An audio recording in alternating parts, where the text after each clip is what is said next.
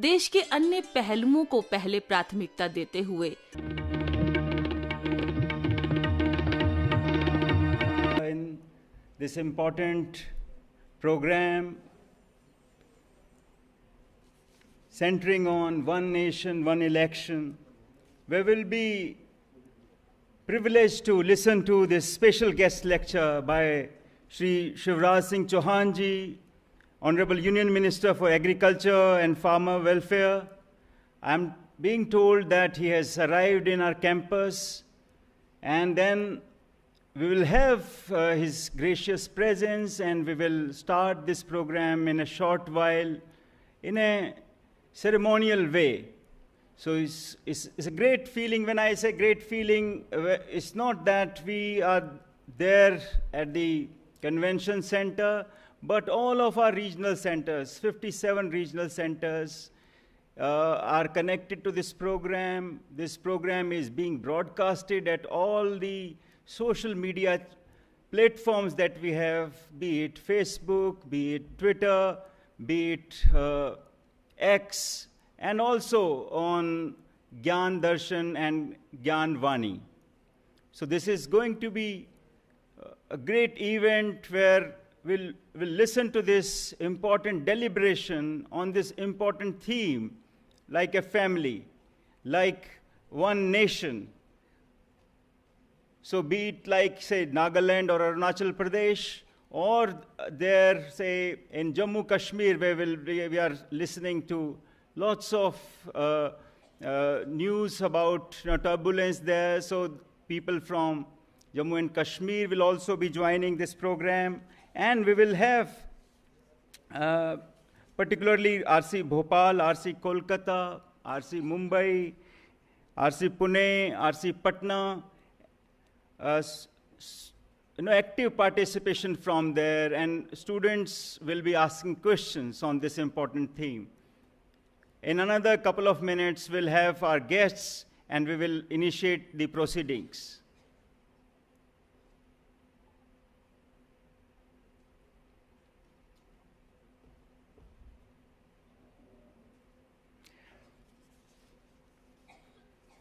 When we gather here for this program, we will also be joined by Shri Sunil Bansal ji. Sunil Bansal ji is a very important person in the sense that he is National General Secretary, BJP. He'll also have his address on this occasion, and he will engage our listeners on. Yes, this is another important thing that they have come to our Sabhagar, this B.R. Ambedkar Convention Center. In this program, they will be welcomed by our Honorable Vice Chancellor. You can see on the screen, we are so privileged to receive Shri Shivraj Singh Chauhan ji, Honorable Union Minister of Agriculture and Farmers Welfare. Garlanding the statue of Bharat Ratna Dr. B.R. Ambedkar, paying rich tribute to him. Now we have Sunil Bansal ji doing the honors.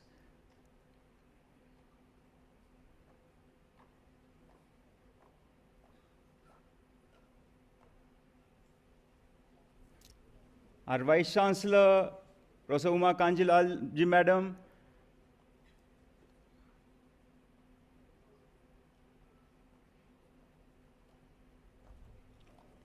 Dr. Alok Chaube ji is garlanding the statue, paying floral tribute, and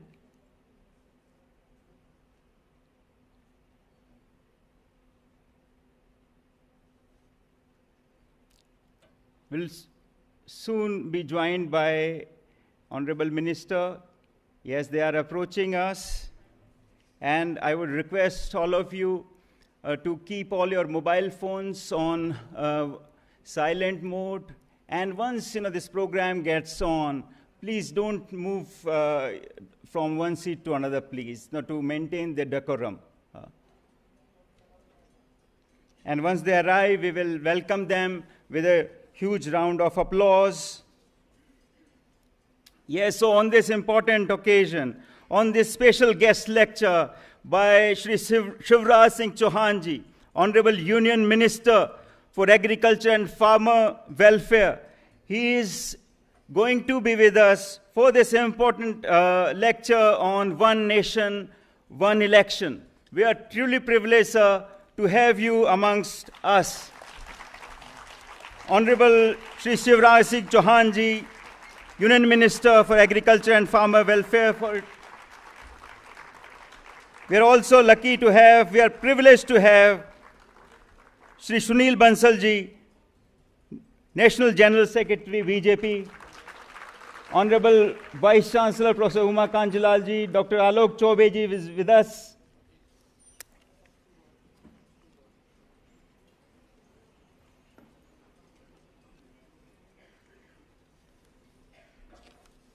And now the most important guests are with us. We will have a ceremonial program, and we will get on with this. Thank you very much for all of you joining. Let me once again share it with you that this program is joined by all our regional centers across the country. So it's not there that we are hosting this program in Delhi alone, but all, it's going to every nook and corner of the country. 57 regional centers, be it Nagaland, Arunachal Pradesh, be it Bengal, be it Madhya Pradesh, be it Port Blair or Jammu Kashmir. So we are connected. When our minister speaks today, he will be reaching out to almost every single citizen of the country.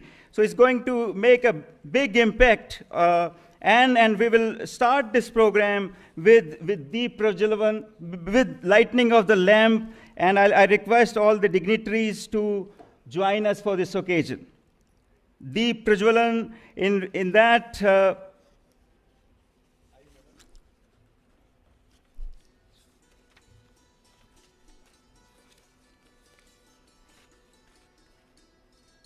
Yes, this light of knowledge and wisdom,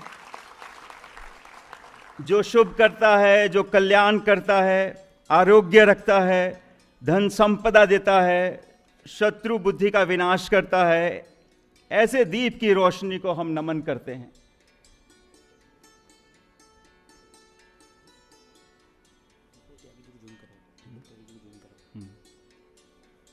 We are joined by Deepak Tyagi ji. We will also acknowledge his presence. Thank you very much, sir. We'll also have floral tribute. हम पुष्पांजलि अर्पित करेंगे भारत माता की तस्वीर को. दीपक जी, आप भी आइए प्लीज. अरविंद जी, आपका भी स्वागत है. प्लीज आइए. हम भारत माता को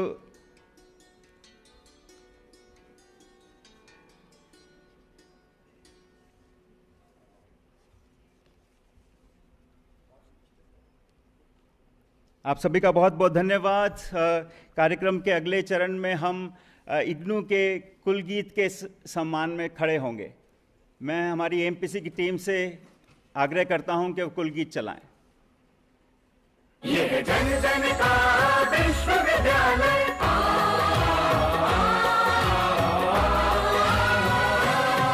ये जन जन का विश्वविद्यालय, सरल सुगम शिक्षा का आलय. जन जन का विश्वविद्यालय, जन जन का विश्वविद्यालय. ज्योत जलाए ज्ञान की, स्वाध्याय की, अनुसंधान की राह दिखाए वंचितों को, शिक्षा के अधिकार की. ना उम्र का कोई बंधन, ना बंदिश परिधि की. घर घर है बना शिक्षा का देवालय. ये जन जन का विश्वविद्यालय, जन जन का विश्वविद्यालय. जन जन का मान है, सम्मान है, पहचान है. जन जन का मान, सम्मान, पहचान है. राष्ट्र का आह्वान है,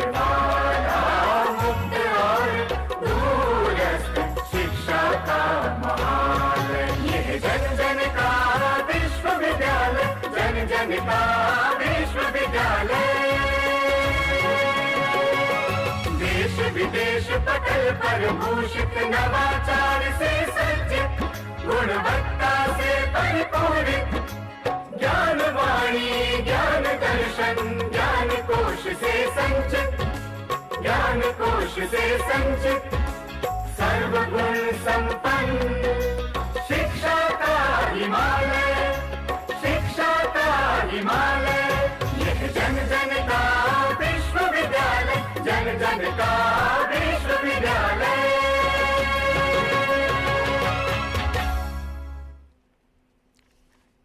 इस मधुर और प्रेरणादायक कुल गीत के माध्यम से हमें पता लगता है कि किस प्रकार इग्नू राष्ट्रीय और अंतर्राष्ट्रीय स्तर पर अपने गुणवत्तापरक कोर्सेज के माध्यम से, जिनकी संख्या 325 से भी अधिक है, 2000 लोकल स्टडी सेंटर्स के माध्यम से, 57 रीजनल सेंटर्स के माध्यम से किस प्रकार 3.5 मिलियन स्टूडेंट्स की स्ट्रेंथ के साथ, ऑनलाइन प्रोग्राम्स के साथ, जो 21वीं शताब्दी के जितने भी माध्यम हैं उनका प्रयोग करते हुए किस प्रकार राष्ट्र की सेवा कर रहा है। इस कार्यक्रम को हम आगे बढ़ाएंगे और जो है मैं इसके लिए मैं अपनी जो है वाइस चांसलर मैडम को आमंत्रित करना चाहता हूं कि वो आएं और हमारे मुख्य अतिथि जो मंत्री जी हैं और सुनील बंसल जी का स्वागत करें।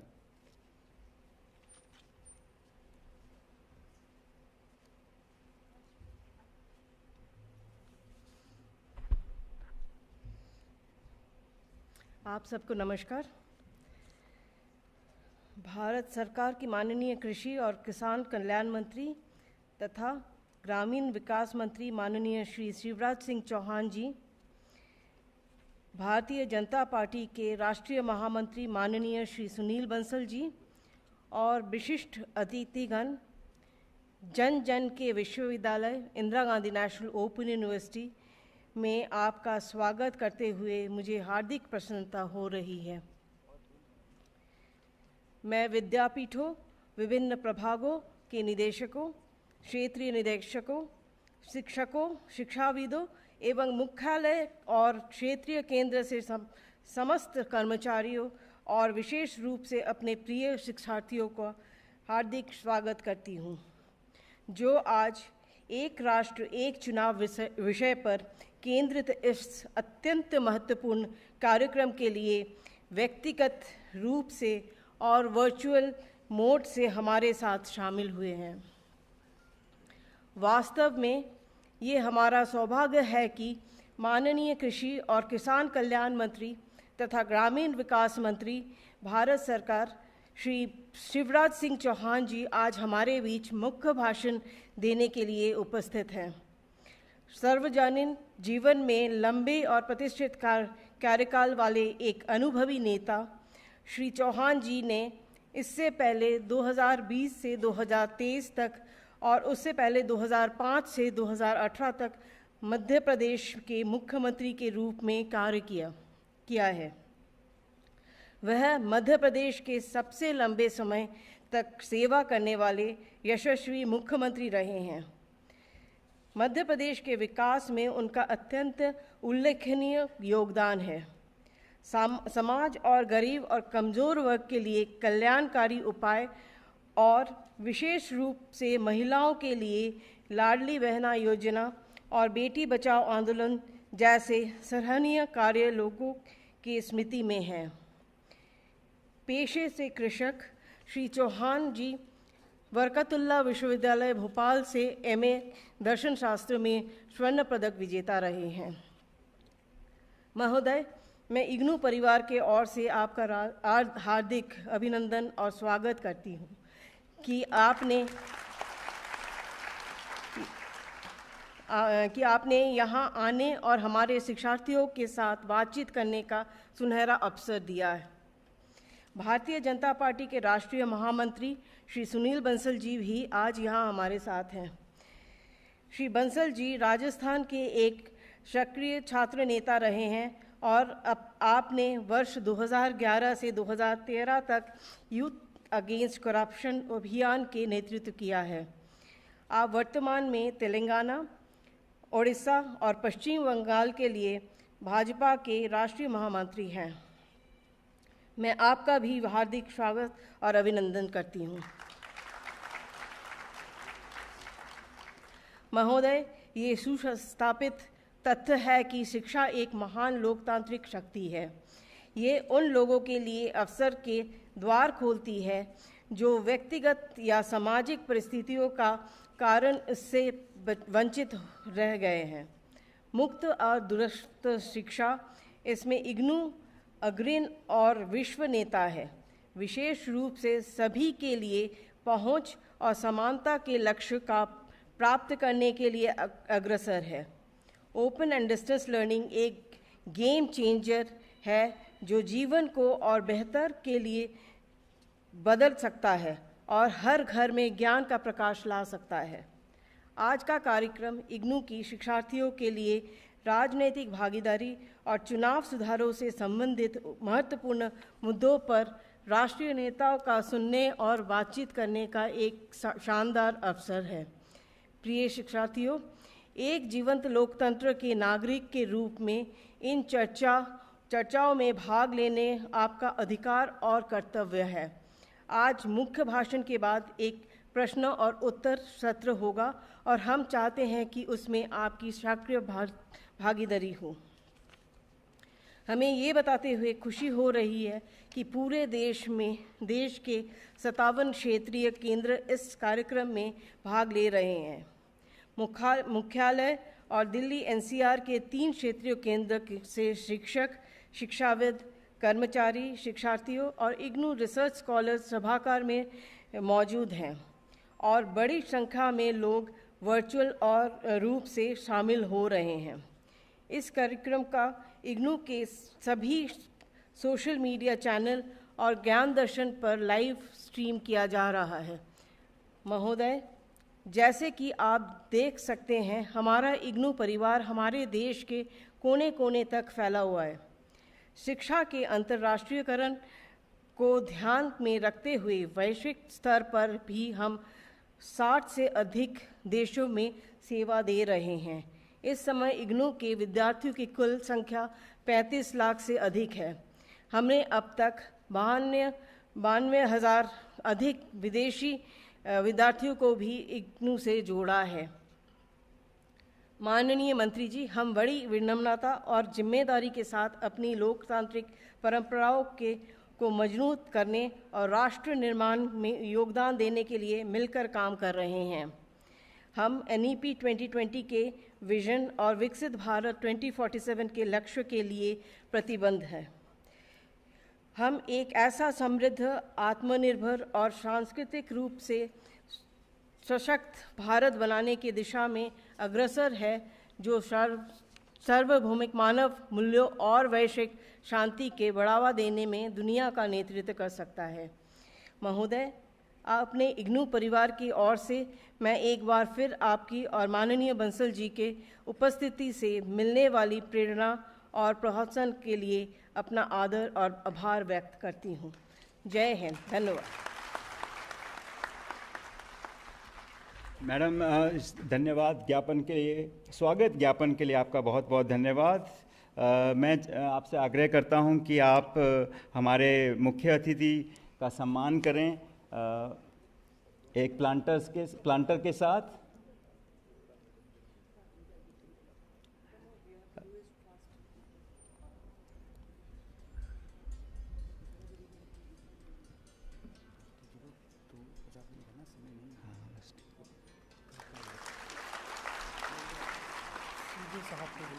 ठीक ठीक।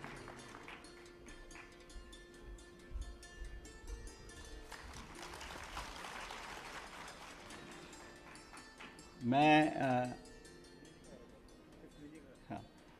हमारे रजिस्ट्रार साहब से मैं आग्रह करता हूं कि श्री सुनील बंसल जी का स्वागत करें एक तुलसी के पौधे के साथ और जो इग्नू का एक जो अंग वस्त्र है उसके साथ।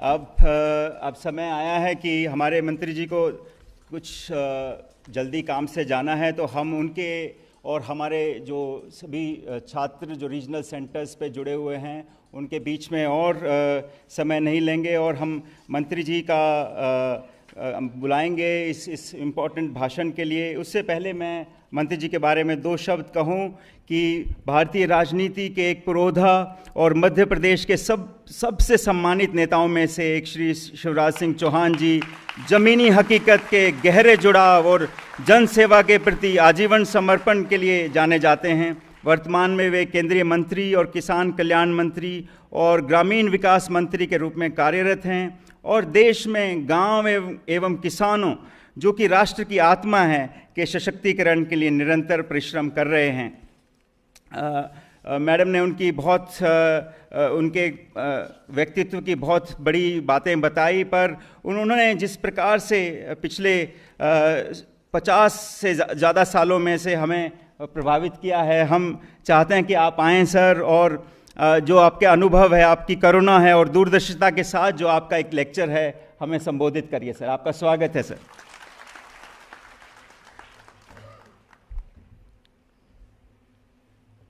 आज के कार्यक्रम में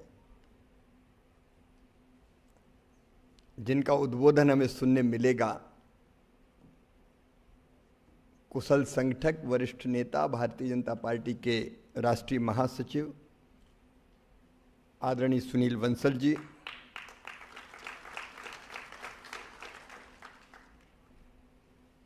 इग्नू की वीसी प्रोफेसर उमाकांत लाल जी, आदरणीय डॉक्टर आलोक चौबे जी, रजिस्ट्रार इग्नू प्रोफेसर प्रमोद कुमार मेहरा जी, यहाँ उपस्थित और वर्चुअल माध्यम से इस कार्यक्रम से जुड़े मेरे प्रिय बहनों, भाइयों और भांजे भांजियों। अब मेरे बारे में पता नहीं क्या क्या कहा जा रहा था, लेकिन मैं बहुत इनफॉर्मल व्यक्ति हूं, रिश्ते दिलों के जोड़ता हूं।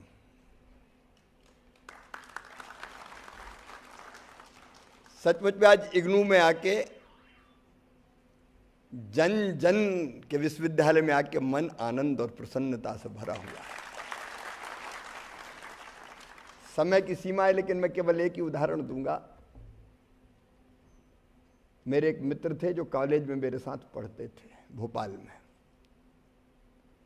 हम लोग गांव के रहने वाले थे, भोपाल पढ़ने आए थे। दुर्दैव से उनके पिताजी का निधन हो गया। गांव में खेती बाड़ी काम देखने वाला और कोई नहीं था,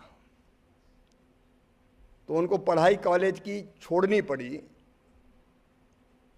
लेकिन कुछ समय बाद जब वो मुझे मिले तो बड़े आनंद और प्रसन्नता से मिले और उन्होंने कहा कि मेरी पढ़ाई फिर शुरू हो गई है।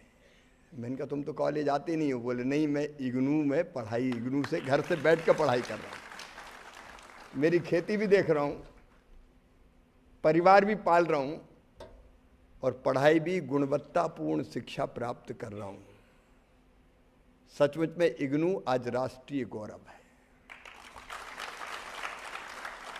मतलब मैं स्वयं ललायत था यहां आने के लिए। आज हमने भारत माता के चरणों में प्रणाम किया है, पुष्प चढ़ाए हैं। मेरे प्रिय मित्रों, अत्यंत प्राचीन और महान राष्ट्र भारत, मेरा तो रोम रोम पुलकित हो जाता है अपने देश के बारे में सोचते हुए। आज के जो विकसित देश है ना,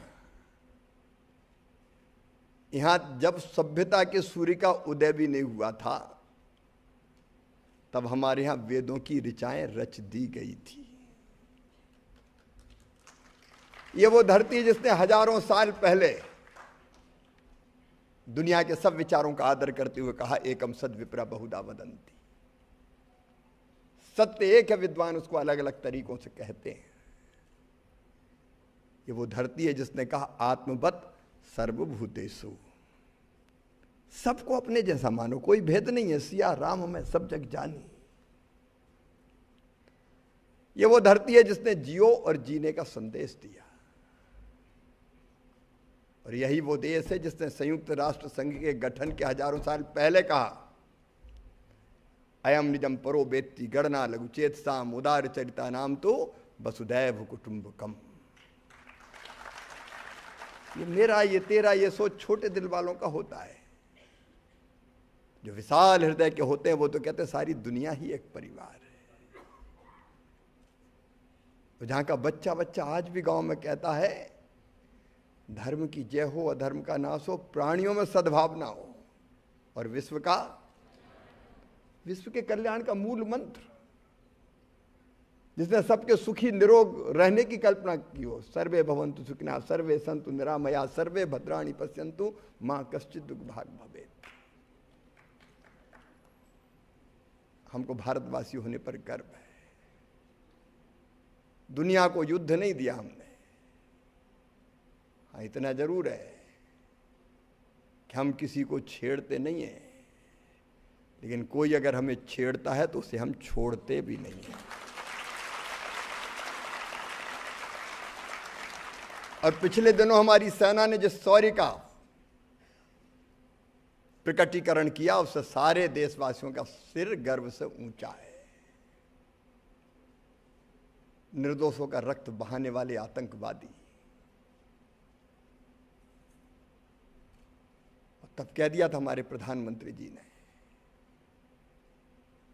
कि धरती के दूसरे छोर तक भी जाके पीछा करके इनको नहीं छोड़ेंगे। लेकिन आप देखिए इस देश के बारे में, हमने निर्दोष नागरिकों को निशाना नहीं बनाया। हमने पहले सेना पे भी अटैक नहीं किया, लेकिन हमारी बहनों का, बेटियों की मांग उजाड़ने वाले, सिंदूर पहुंचने वाले आतंक के अड्डों को तबाह कर दिया। 25 मिनट के अंदर जो किया भारत ने, शायद पहले कहीं भी नहीं हुआ था। मैं सेना के सटीक निशाने को प्रणाम करता हूं और नेतृत्व की रणनीति को प्रणाम करता हूं। हां, जब उन्होंने छेड़ा हमें, तब हमने जो जवाब दिया वो दुनिया ने देखा। बड़ा गुमान था पाकिस्तान को ड्रोन, मिसाइल, लेकिन उनके मिसाइल और ड्रोन खिलौनों की तरह गिरा के नीचे भारत की सेना ने फेंक दिए, और कई जगह तो बच्चे उन खिलौनों से खेल रहे थे, फिर टुकड़ों से। ये आधुनिक भारत, नया भारत, न्यू इंडिया है। बस इस अवसर पर केवल एक ही संकल्प मन में आता है, खून की अंतिम बूंद दे देंगे, लेकिन देश झुकने नहीं दिया जाएगा। ये संकल्प सामूहिक संकल्प है हमारा, भारत का संकल्प। और यही भारत लगातार आगे बढ़ रहा है। मुझे कहते हुए गर्व है, वैभवशाली भारत, एक गौरवशाली भारत, एक संपन्न भारत, एक समृद्ध भारत, एक शक्तिशाली भारत का निर्माण आज नरेंद्र मोदी जी के नेतृत्व में हो रहा है। जिसके पास ताकत होती है वही शांति की बात भी कर सकता है। लेकिन हमारे देश की प्रगति और विकास में आज एक बड़ी बाधा है। हमारे देश में और कुछ होता हो ना होता हो, लेकिन 5 साल 12 महीने 365 दिन एक काम हमेशा चलता रहता है, अगले चुनाव की तैयारी। एक चुनाव खत्म नहीं होता, दूसरे की तैयारी शुरू हो जाती है। 1.25 साल पहले मध्य प्रदेश, छत्तीसगढ़, राजस्थान के चुनाव हुए विधानसभा के। सारे राजनीतिक दलों ने कमर कसी और चुनाव के मैदान में कूद पड़े, और फिर उस चुनाव की थकान भी नहीं उतरी। 4 महीना भी नहीं हुए तो बोले लोकसभा के चुनाव। मैं तब मध्य प्रदेश का मुख्यमंत्री था। फरवरी मार्च से 2023 में कोई काम ही नहीं किया, चुनाव की तैयारी, चुनाव की तैयारी, चुनाव की तैयारी। और विधानसभा के चुनाव खत्म हुए कि फिर शंख फूंक गया लोकसभा के चुनाव का, तो फिर कोई काम मत करो, क्या करो, चुनाव की तैयारी, लोकसभा का चुनाव। और लोकसभा का चुनाव खत्म हुआ तो शपथ लेने के बाद ही मंत्री की हमारी ड्यूटी लग गई, झारखंड जाओ, झारखंड, हरियाणा, महाराष्ट्र, जम्मू कश्मीर, वहां चुनाव। अब चुनाव होता तो हर एक राजनीतिक दल तैयारी करता है। मैं सोचता था कि कृषि मंत्री के रूप में ये समझूंगा, ये काम करूंगा, लेकिन पार्टी चुनाव की तैयारी करती तो पार्टी के कार्यकर्ता के नाते जाना पड़ता है। तो खेत में नहीं गए, किसानी में नहीं गए, हम झारखंड पहुंच गए। और अकेले मैं नहीं, मंत्री, मुख्यमंत्री, सांसद, विधायक, माननीय प्रधानमंत्री जी, चुनाव के मैदान में तैयारी करो, जीतना जरूरी। सारे राजनीतिक दल, अलग अलग दलों के नेता चुनाव के मैदान में उतर गए। ये 4 चुनाव खत्म हुए तो वैसे ही फिर शुरू हो गया। उस समय महाराष्ट्र, हरियाणा, झारखंड, जम्मू कश्मीर के हुए, फिर दिल्ली का दंगल शुरू हो गया जिसमें केजरीवाल जी विदा हो गए। और दिल्ली का खत्म हुआ नहीं कि अब हम बिहार के लिए ताल ठोक रहे हैं,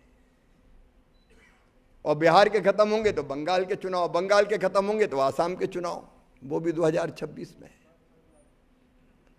सारे राजनीतिक दल, और जब चुनाव होते हैं तो कोई चुनाव हारना नहीं चाहिए, क्योंकि एक आदमी हार गए तो उनका कि इनके पांव के नीचे से तो जमीन खिसक गई, गए काम से। एक बाई इलेक्शन भी हार जाओ तो मीडिया गए काम से, साफ हो गए। तो हर एक राजनीतिक दल को गंभीरतापूर्वक चुनाव की तैयारी करनी पड़ती है, हम भी करते हैं। केवल समय नहीं जाता। अब कल्पना करके देखिए, माननीय प्रधानमंत्री जी का भी कितना समय जाता है। चुनाव है तो जाना पड़ेगा। सारे लोग काम छोड़ के चुनाव की तैयारियों में भिड़ते हैं। और फिर जब चुनाव होते हैं तो केवल नेता थोड़े लगते हैं, प्रशासनिक अफसर उस राज्य के तो लग ही जाते हैं, लेकिन ऑब्जर्वर बन के दूसरे राज्यों के IAS अफसर और बाकी लोग भेजे जाते हैं कि जाओ ऑब्जर्वर बन के जाओ। कलेक्टर साहब कहाँ गए? बोले ऑब्जर्वर बन के गए साहब, अभी काम नहीं हो सकता। उस राज्य में आचार संहिता लगती। मैं मध्य प्रदेश की उदाहरण बताऊं, सितंबर से लेके जून तक, सितंबर 23 से जून 24 तक कोई काम हुआ ही नहीं, क्योंकि विधानसभा लोकसभा की चुनाव की तैयारी, code of conduct, model code of conduct, कोई काम हो नहीं सकता। अफसरों के पास भी जाओ कि नहीं अभी तो आचार संहिता लगी, कहां चक्कर में पड़े हो। तो विकास ठप हो जाता है, नए काम शुरू नहीं हो सकते, नई योजनाएं बना नहीं सकते, और हमारी ब्यूरोक्रेसी भी बड़े फ्री मोड में हो जाती है। अभी तो इलेक्शन चल रहे हैं साहब, कितना समय जाया होता है।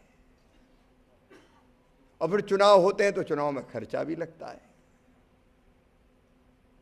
पहले चुनाव में 9,000 करोड़ रुपया खर्चा हुआ था 1952 में। ये बढ़ते बढ़ते बढ़ते 2024 के चुनाव तक 1 लाख करोड़ पार कर गए।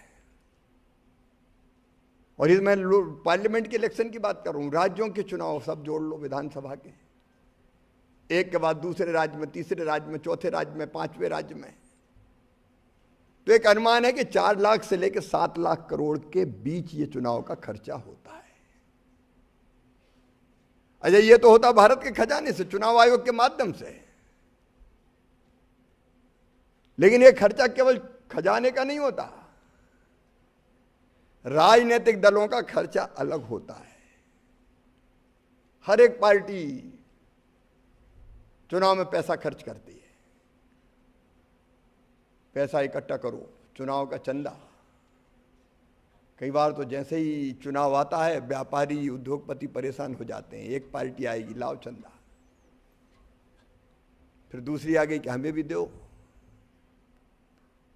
बिजनेस करने वाले सोचते हैं कि इनको दिया है तो थोड़ा उनको भी दे दो, पता नहीं कल क्या हो। कितना पैसा खर्च होता है, उम्मीदवार कितना पैसा खर्च करते हैं, अनाप शनाप पैसा सरकार के खजाने से अलग खर्च होता है, ऐसे पैसा अलग खर्च होता है, और ये पैसा आता कहां से है, और ये पैसा क्यों खर्च होना चाहिए इतना। पुलिस प्रशासन, अर्धसैनिक बल क्या कर रहे हैं, बोले फलाने राज्य में चुनाव करवा रहे हैं, और फिर चुनाव होता है तो चुनाव में फिर वादे होते हैं, क्योंकि चुनाव जीतना जरूरी है, और चुनाव जीतना जरूरी है। तो इसने क्या कहा, एक ने कहा कि मैं टीवी दूंगा, तो दूसरा कहता चिंता मत करो मैं फ्रिज और दूंगा संग में। चुनाव जीतने के लिए वादों की होड़ लगती है, जीत जरूरी है, और उसके कारण वो क्या कि 5 साल में एक बार तो ठीक है, हर साल कुछ ना कुछ करना है। बड़े लॉन्ग टर्म के फैसले नहीं लिए जा सकते। हर एक राजनीतिक दल सोचता है कि अगर ये फैसला ले लिया तो है तो ये लॉन्ग टर्म में देश के हित में है, लेकिन फलाने चुनाव में वोट बिगड़ जाएंगे, चक्कर छोड़ो, अब तो चुनाव जीतना जरूरी है। तो एक कई वादे कर दो, फिर वादों की पूर्ति हम तो जो कहते हैं करते हैं, लेकिन कई लोग कह देते हैं करते ही नहीं है, होड़ लगी रहती है, कई परियोजनाएं पिछड़ जाती है, चुनाव के कारण बच्चों के एग्जाम डिले हो जाते हैं, पढ़ाई प्रभावित होती है, सरकारी नौकरियों में रिक्त पद हो तो उस पर भी विराम लग जाता है, नए उद्योग धंधे, जिस राज्य में चुनाव होते वहां प्रश्न चिन्ह, पता नहीं कब कौन आ जाए, सरकार बदल जाए, अभी चक्कर छोड़ो।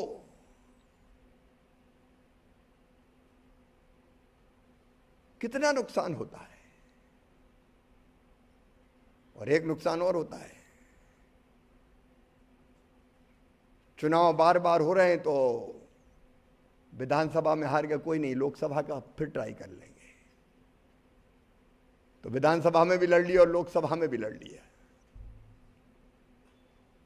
और इससे पार्टियों में भी युवाओं का प्रतिनिधित्व पर प्रश्न चिन्ह लग जाता है। नेताजी इधर हार गए तो उधर चले गए।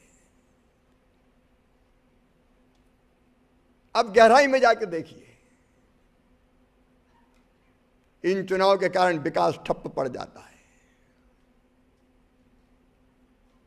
जनहित के फैसले बाधित होते हैं,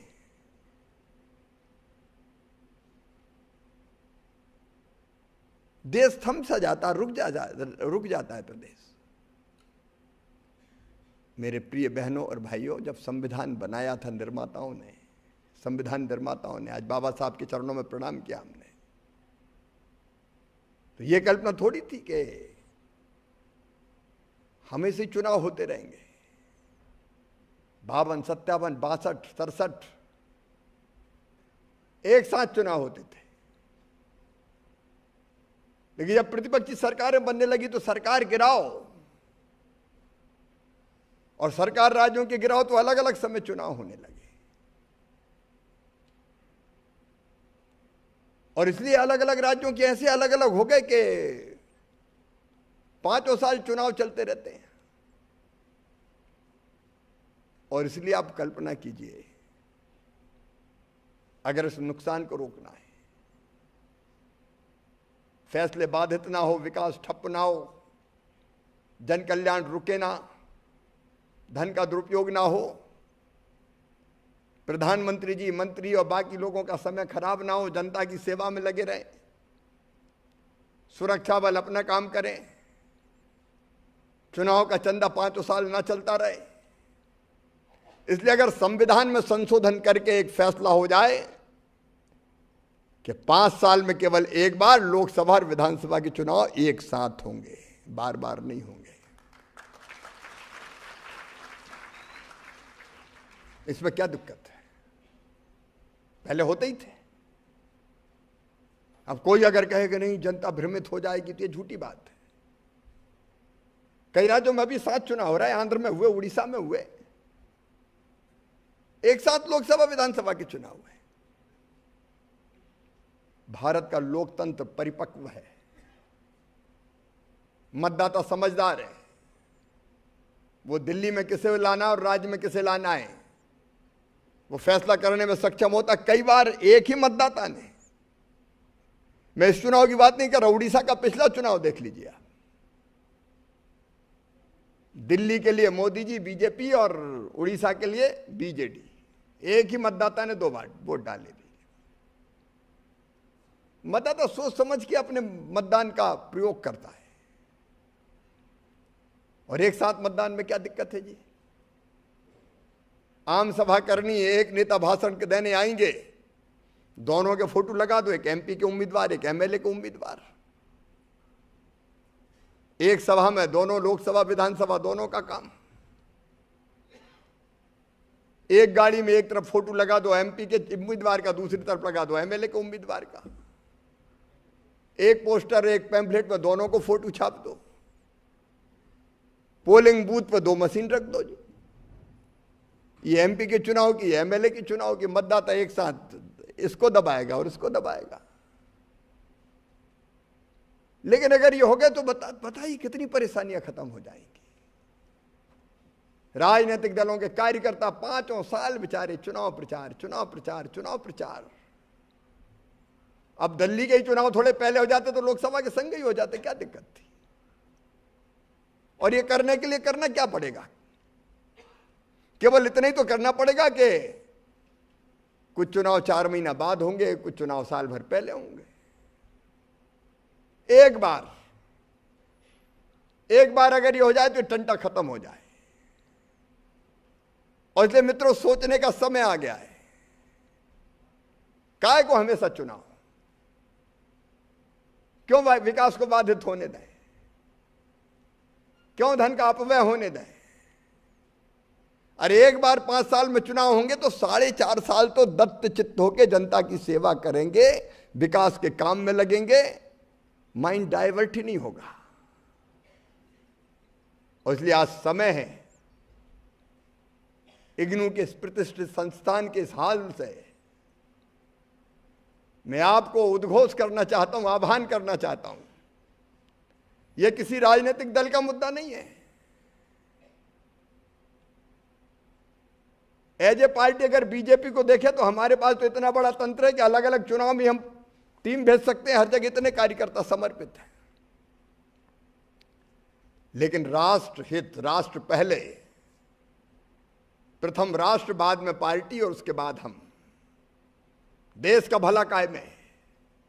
आज एक नागरिक के तौर पर अगर मैं देखता हूं तो स्पष्ट रूप से सोचता हूं ये बार बार चुनाव का नाटक बंद होना चाहिए। संविधान में संशोधन करो और एक साथ 5 साल में एक बार चुनाव कराओ। 4.5 साल सरकारें जनता की सेवा में राज्य की और केंद्र की लगी रहे। ये सोचने का समय आ गया है। और इसलिए मुद्दा किसी राजनीतिक दल का नहीं, यह राष्ट्रहित का मुद्दा है। इसमें क्यों आपत्ति होनी चाहिए? लेकिन ये फैसले लोकतंत्र में जनता की राय से होते हैं। और इसलिए मित्रों, एक आह्वान देश के नौजवान कर रहे हैं, बुद्धिजीवी कर रहे हैं, जगह जगह से कर रहे हैं, कई जगह से कर रहे हैं। देश की प्रगति और विकास के लिए, विकसित भारत के निर्माण के लिए पूरी क्षमता झोंक के हम सब काम कर सकें। इसलिए 1 नेशन 1 इलेक्शन, एक राष्ट्र एक चुनाव होना चाहिए। और इसलिए मैं आपको आह्वान करता हूं,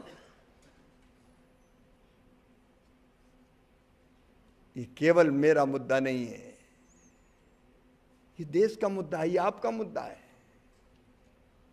इसलिए इस विषय पर जनजागरण कीजिए। राष्ट्रहित का मामला आए तो हम आंख बंद करके नहीं बैठ सकते। समर शेष है नहीं पाप का भागी, केवल व्याघ्र जो तटस्थ है समय लिखेगा उसका भी अपराध। हम तो चुपचाप बैठे रहेंगे, क्यों निर्भय हमें कहानी, तो नुकसान देश का होगा। इसलिए सभी बुद्धिजीवियों को मैं आह्वान करता हूं, सोचने वाले, विचारने वाले, देश के बारे में सोचने वाले, आओ मित्रों, एक साथ आओ, हम जन जागरण के एक अभियान छेड़े। अपने संपर्कित लोगों में हम भी अलग जगाएं, जागरण का मंत्र फूके, जो नहीं समझा उसको समझाएं, और नेताओं से भी कह दें, करो बंद ये नाटक बार बार चुनाव का, ये देश सहन नहीं करेगा। सब एकजुट हो और एक साथ फैसला करो, एक राष्ट्र एक चुनाव, वन नेशन वन इलेक्शन।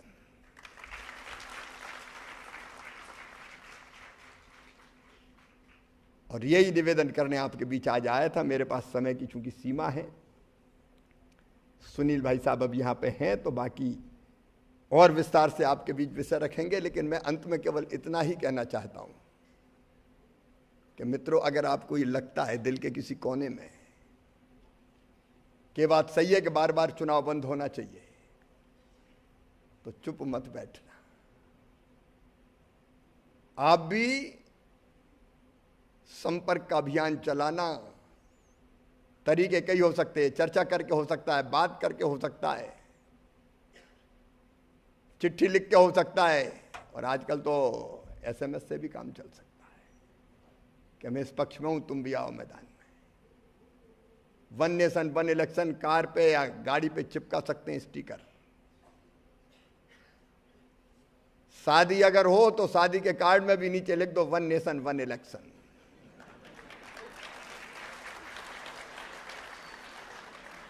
हम तो साधु संतों से भी कह रहे हैं कि प्रवचन में भी बोलो, one nation one election. One nation one election देश की आवाज बन जाए, और जब कोई चीज देश की आवाज बनती है तो फिर राजनीतिक दल बहुत डरते हैं, फिर कान नहीं हिलाते। ठीक है साहब, जनता ही अगर इस पक्ष में तो हम भी साथ हैं। इसलिए मैं आपसे अपील करता हूं, देश के हित में वन नेशन वन इलेक्शन के इस मंत्र के साथ आइए, और आप भी आवाज बुलंद कीजिए, one nation one nation one nation. और इस संकल्प को एक बार हम भारत माता की जय बोल के कि हम इस पक्ष में हैं और बाकी को भी इस पक्ष में लाएंगे। मेरे साथ दोनों हाथ ऊपर उठा के, दोनों मुट्ठी बांध के, और भारत माता की जय बोल के उद्घोष करेंगे कि हम वन नेशन वन इलेक्शन के पक्ष में हैं। बोलिए भारत माता की, भारत माता की, भारत माता की। One nation one nation. बहुत बहुत धन्यवाद।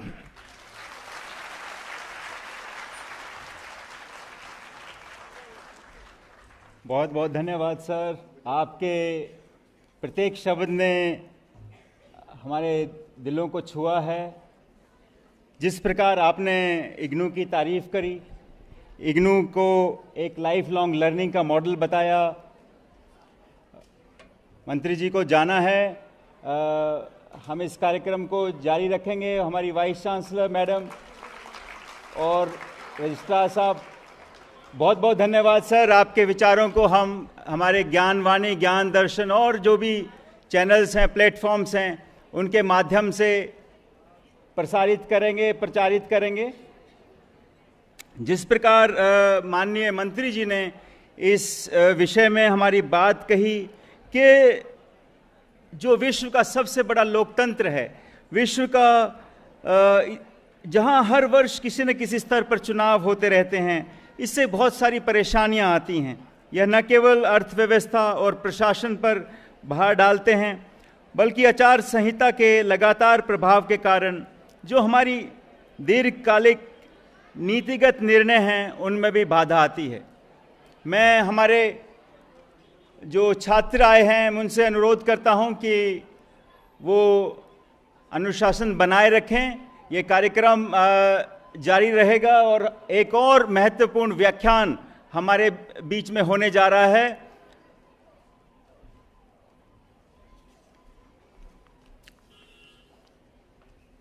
हम मंत्री जी का बहुत बहुत धन्यवाद करते हैं और हम इस अब कार्यक्रम को विधिवत रूप से आगे बढ़ाएंगे। जैसा कि आपको पता है, हमारे बीच में सुनील बंसल जी हैं, जो कि एक इसी विषय पर, जो हम एक राष्ट्र एक चुनाव की बात कर रहे हैं, इस विषय पर व्याख्यान देंगे। मैं आपके सामने उनका एक संक्षिप्त परिचय देना चाहता हूं, और ये मेरे लिए एक सौभाग्य और गर्व की बात है कि मैं सुनील बंसल जी का परिचय करा रहा हूं, जो वैचारिक प्रतिबद्धता, राजनीतिक और रणनीतिक दक्षता और राष्ट्र सेवा के प्रति अथक समर्पण का सजीव प्रतीक हैं। श्री सुनील बंसल जी, आपको हम अपने बीच में पाकर बहुत गौरवान्वित महसूस कर रहे हैं। आपकी सार्वजनिक जीवन की यात्रा 1989 में प्रारंभ हुई, जब वे छात्र संघ के महासचिव बने। यही वह बिंदु था जहां से उन्होंने राष्ट्र निर्माण और जन सेवा के पथ पर जीवन भर चलने का संकल्प लिया। अगले ही वर्ष 1990 में उन्होंने संघ प्रचारक के रूप में पूर्णकालिक वैचारिक कार्य को अपनाया और आने वाले दशकों के लिए जमीनी स्तर पर संगठनात्मक नेतृत्व की मजबूत नींव रखी। अखिल भारतीय विद्यार्थी परिषद में बंसल जी ने लगातार प्रभावशाली भूमिकाएं निभाई। पहले राजस्थान प्रदेश संगठन मंत्री और फिर क्षेत्र संगठन मंत्री के रूप में, जहां वे दिल्ली के केंद्रीय कार्यालय में काम करते थे। यहीं पर उनका दूरदर्शी नेतृत्व स्पष्ट रूप से परिलक्षित हुआ। दिल्ली में उन्होंने न केवल एक समर्पित कार्यकर्ता वर्ग को गढ़ा, बल्कि एक मजबूत बौद्धिक कैडर भी तैयार किया, जिसकी प्रशंसा आज भी आपके कई कार्यकर्ता गर्व से करते हैं। उनका यह समर्पण आज भी अडिग है। एबीवीपी के राष्ट्रीय सह संगठन मंत्री के रूप में उन्होंने अनेक राष्ट्रीय अभियानों का नेतृत्व किया है, चाहे वह बांग्लादेशी घुसपैठियों के विरुद्ध आंदोलन हो या भ्रष्टाचार के खिलाफ यूथ अगेंस्ट करप्शन जैसे अभियान। उन्होंने युवा शक्ति को राष्ट्रहित में संगठित और प्रेरित किया। भारतीय जनता पार्टी में भी सुनील बंसल जी ने महत्वपूर्ण रणनीतिक भूमिकाएं निभाई हैं। उन्होंने उत्तर प्रदेश चुनावों में श्री अमित शाह जी के सह प्रभारी के रूप में कार्य किया और ऐतिहासिक विजय की पटकथा लिखने में अहम भूमिका निभाई है। 2014 से 2022 तक उन्होंने उत्तर प्रदेश के महामंत्री के रूप में कार्य किया, एक ऐसा दायित्व जो भारत के सबसे महत्वपूर्ण राजनीतिक राज्य में अत्यंत निर्णायक साबित हुआ। वर्तमान में भाजपा के राष्ट्रीय महासचिव जैसे प्रतिष्ठित पद पर आसीन हैं और 3 महत्वपूर्ण राज्यों तेलंगाना, ओडिशा और पश्चिम बंगाल के वो चुनाव प्रभारी हैं। सुनील बंसल जी एक संगठन करता ही नहीं हैं, वे एक रणनीतिकार, एक मार्गदर्शक, एक राष्ट्रवादी और निस्वार्थ कार्यकर्ता हैं, जिनके हर कदम में भारत के लिए सेवा, संकल्प और दृष्टि निहित है। आइए हम सब मिलकर श्री सुनील बंसल जी की अथक प्रेरणा, नेतृत्व और राष्ट्रभक्ति को सादर नमन करें और उनके व्याख्यान के लिए आमंत्रित करें। सुनील जी, आपका स्वागत है।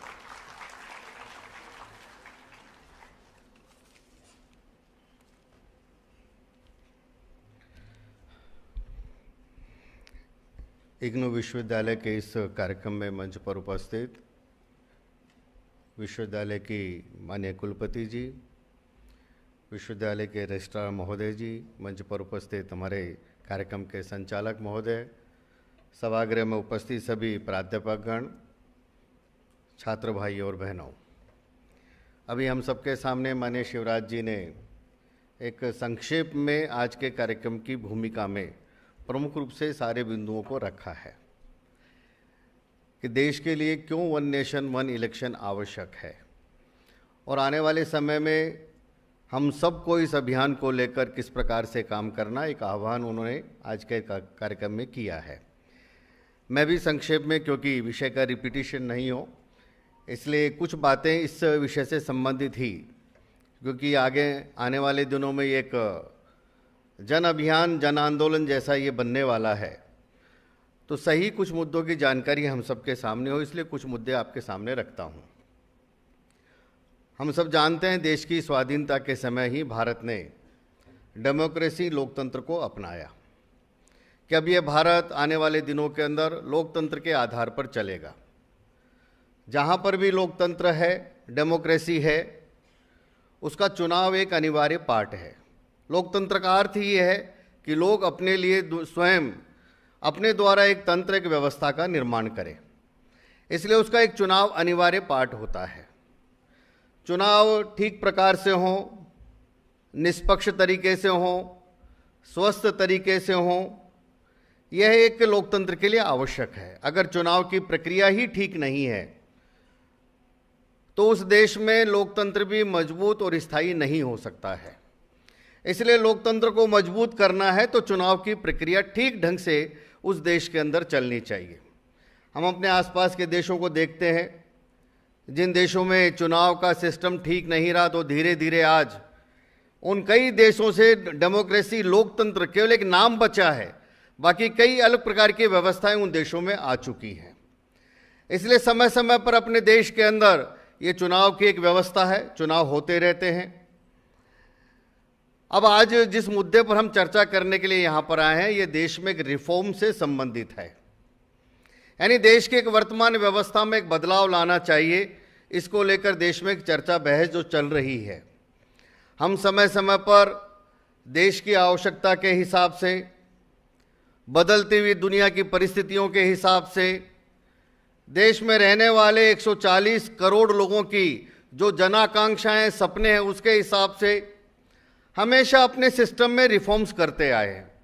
भारत कभी भी ऐसा देश नहीं रहा कि हमने जो सोच लिया, जो मान लिया वही आगे चलेगा। हमेशा हम समय के हिसाब से, आवश्यकता के हिसाब से अपने सिस्टम में, अपनी व्यवस्थाओं में बदलाव, रिफॉर्म्स करते आए हैं। आज हमारे देश की प्रशासनिक व्यवस्था कैसी हो, तो बहुत साल पहले हमने सोचा था, लेकिन आज के ज़माने में जब हम सोचते हैं तो हम कई प्रकार से अपने यहाँ की प्रशासनिक व्यवस्थाओं में रिफॉर्म्स करते हैं। अभी देश की संसद में हमने अपने देश के कई कानूनों को बदला, क्योंकि वो कानून आज के वर्तमान समय में प्रासंगिक नहीं थे। वर्तमान समय के हिसाब से कई नए कानूनों को बनाना पड़ा, तो हम देश की कानून व्यवस्था में कई प्रकार के रिफॉर्म्स करते हैं। हम अपने देश की न्याय व्यवस्था में लोगों को सही समय पर सही न्याय मिले, इसलिए न्याय व्यवस्था में भी कई बार हम रिफॉर्म्स के बारे में विचार करते हैं। ऐसे ही अपने देश का ये जो इलेक्टोरल सिस्टम है, चुनाव की व्यवस्था है, इस चुनाव की व्यवस्था में भी समय समय पर हमने कई बार रिफॉर्म्स किए हैं। कुछ साल पहले तक हम सब बैलेट पेपर से वोट डाला करते थे, आज हम ईवीएम पर जाकर बटन दबाकर अपना वोट डालकर आते हैं। आज से कुछ साल पहले तक भारत में 21 साल के नौजवान को वोट देने का अधिकार था, आज 18 वर्ष के नौजवान को वोट देने का अधिकार है। यानी समय और आवश्यकता के हिसाब से हमने अपने व्यवस्थाओं में, अपने सिस्टम में कई बार ये रिफॉर्म्स किए हैं, और उसी प्रकार का एक रिफॉर्म्स आज वर्तमान समय में ये बदलाव हमारे इस चुनाव की व्यवस्था में एक समय की मांग है। जो माननीय शिवराज जी ने कहा कि बार बार चुनाव होने के कारण से देश के सामने जो समस्याएं आ रही हैं, उसमें सबसे बड़ी समस्या ये है, जब हमारे देश में पहला चुनाव हुआ, उस पहले चुनाव में 1952 के अंदर 17 करोड़ 32 लाख वोटर थे। आज 2024 के इस लोकसभा चुनाव के अंदर 96 करोड़ से ज़्यादा वोटर आज भारत में हैं।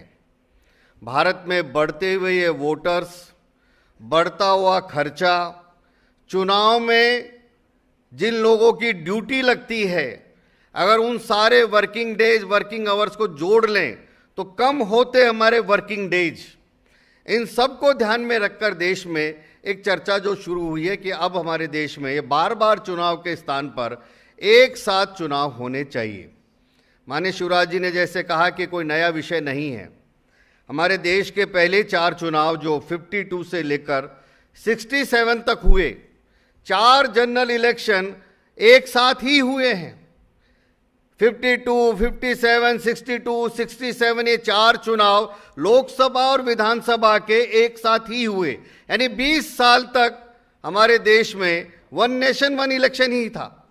67 के बाद ये राजनीतिक कारणों से, विधानसभाएं भंग करने से, लोकसभा के भंग करने से, लोकसभा का कार्यकाल बढ़ा देने के कारण से धीरे धीरे आज ऐसी स्थिति देश में खड़ी हुई है कि 95 से लेकर ये 2025 तक 30 साल से भारत में एक भी साल ऐसा खाली नहीं गया जब चुनाव नहीं हुए। हर साल, यानी लास्ट 30 इयर्स भारत में किसी ना किसी स्टेट के अंदर चुनाव के कारण से आचार संहिता लगी रहती है। 30 साल से भारत में इलेक्शन ही हो रहे हैं, यानी हमारा देश हमेशा एक इलेक्शन के मोड में ही रहता है। इसलिए उसके कारण से ये जो समस्याएं आ रही है, बढ़ते वोटर, बढ़ता खर्चा, माननीय शिवराज जी ने बताया कि 1 लाख करोड़, 1,35,000 करोड़ रुपया केवल लोकसभा चुनाव में खर्च हुआ है। यानी इस लोकसभा चुनाव में जो आप अपना वोट डालकर आए थे, आपको लगता होगा कि मैंने तो जा गया, एक वोट डालकर आ गया, क्या खर्चा हुआ होगा? आपका एक वोट सही प्रकार से डले, उसकी व्यवस्था बनाने के लिए प्रति वोटर 1400 रुपया, 1400 रुपीज भारत में पर वोटर खर्च हुआ है। अब आप सोचिए, अगर भारत जैसे देश के अंदर 5 से 7 लाख करोड़ केवल लोकसभा और विधानसभा के चुनाव कराने पर खर्च होगा, हमारे कितने वर्किंग डेज, उसका एक एग्जाम्पल, महाराष्ट्र के अंदर पिछले 5 साल के कार्यकाल में 300 दिन महाराष्ट्र स्टेट के अंदर आचार संहिता लगी रही। अब किसी एक राज्य सरकार के 5 साल के कार्यकाल के अंदर अगर 300 दिन वहां आचार संहिता लगी रहती है, इसका मतलब एवरेज लगभग 5 में से 1 साल आपका जिसमें आप कोई भी काम उस स्टेट के अंदर नहीं कर सकते हैं। तो यह हमारे लिए बढ़ता हुआ खर्चा, बढ़ते हुए वोटर, हमारे कम होते वर्किंग डेज, इन सब को लेकर देश में अब जो चर्चा शुरू हुई, और हम सबको मालूम है माननीय रामनाथ कोविंद जी की कमेटी की रिपोर्ट में ये सारा मुद्दे आए, बिल आया, बिल के ऊपर चर्चा हुई। आज हमारा यह बिल जॉइंट पार्लियामेंट्री कमेटी के पास है और देश की यह जॉइंट पार्लियामेंट्री कमेटी अभी पूरे देश में भ्रमण कर रही है। अभी पहले स्टेट महाराष्ट्र में वो भी गई है। देश भर के और सभी लोगों से चर्चा करने के बाद कैसे इस देश में 1 नेशन 1 इलेक्शन हो सकता है, उसका एक नया प्रपोजल नए बिल के रूप में फिर से हमारे देश की लोकसभा में आएगा। मेरा मानना है कि हम सभी यहाँ बैठे हुए प्रबुद्ध नागरिक, छात्र भाई और बहन, विशेष रूप से अगर देश में बार बार चुनाव की जगह पर एक साथ चुनाव होते हैं तो देश की राजनीति किस प्रकार से बदलेगी। केवल ये एक पॉलिटिकल सिनेरियो को बदलने की बात नहीं है, यह केवल एक इलेक्टोरल रिफॉर्म्स की बात नहीं है।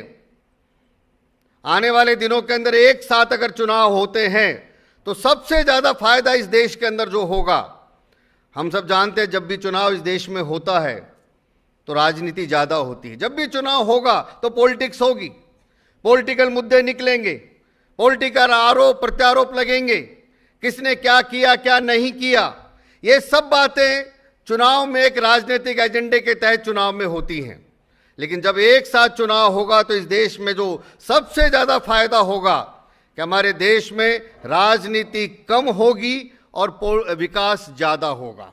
अगर हम सब चाहते हैं कि देश में विकास की गति, डेवलपमेंट की गति बढ़े, तो बार बार होने वाली इस राजनीति को कम करना होगा, और जितने ज्यादा चुनाव होंगे उतनी ज्यादा राजनीति होगी। इसलिए राजनीति को कम करते हुए विकास, डेवलपमेंट के एजेंडे पर अगर हम जाना चाहते हैं तो उसका एक ही समाधान, एक ही सॉल्यूशन है कि हम देश में एक साथ अगर चुनाव कराएंगे तो जो माननीय शिवराज जी ने कहा कि 6 महीने चुनाव और 4.5 साल हम सब मिलकर के केवल देश में एक विकास के मुद्दे पर मिलकर के काम कर सकते हैं। यह एक साथ चुनाव का सबसे बड़ा फायदा है।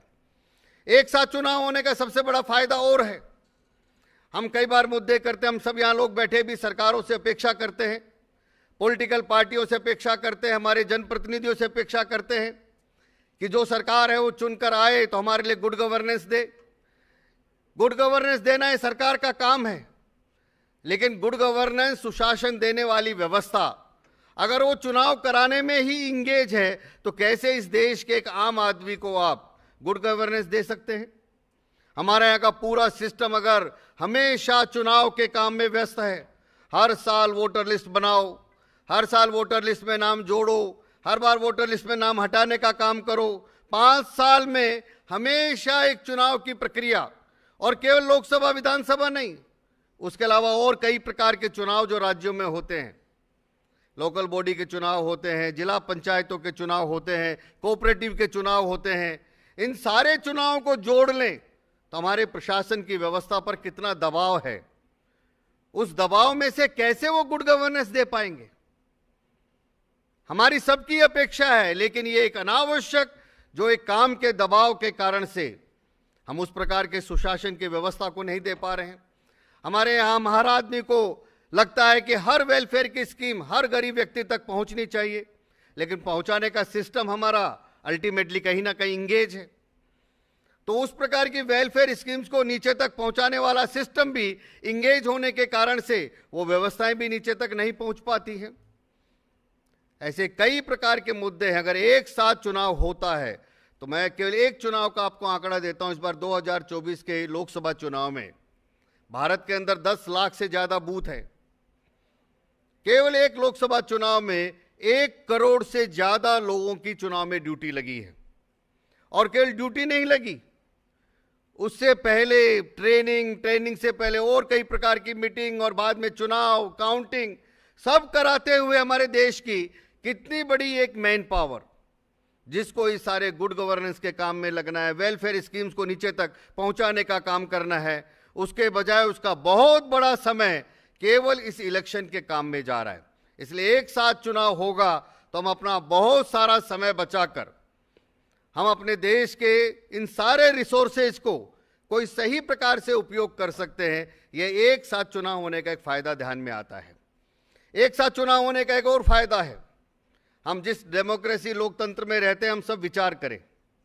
आज जब चुनाव होता है तो हमारे यहाँ चुनाव के अंदर 40% लोग वोट डालने ही नहीं जा रहे। मैक्सिमम वोटिंग हमारे यहाँ 60% एवरेज होता है। क्यों देश के अंदर 40% वोटर वोट डालने नहीं जा रहा है? क्यों उसके मन में निराशा है, उत्साह का वातावरण क्यों नहीं है? तो ध्यान में आता है कि बार बार चुनाव होने के कारण से, बार बार वोट डालने के कारण से उसके मन में वोट डालने का कोई उत्साह ही नहीं है। उसको ये भाव ही नहीं है कि मेरा वोट कितना महत्वपूर्ण है, मेरे वोट से मैं कितना बड़ा बदलाव ला सकता हूं। वोटर में ये उत्साह नहीं होने के कारण से यह भी एक ध्यान में आता है, कहीं ना कहीं वोटर्स में एक उदासीनता दिख रही है। उस उदासीनता में 40% लोग हमारी इस डेमोक्रेसी में, इस लोकतंत्र में उनका पार्टिसिपेशन ही नहीं है। जो लोग जीत करके आ रहे हैं, चुनकर आ रहे हैं, वो 60% लोगों के वोट में से 50% वोट लेकर के सरकार बना रहे और चुन करके आ रहे हैं।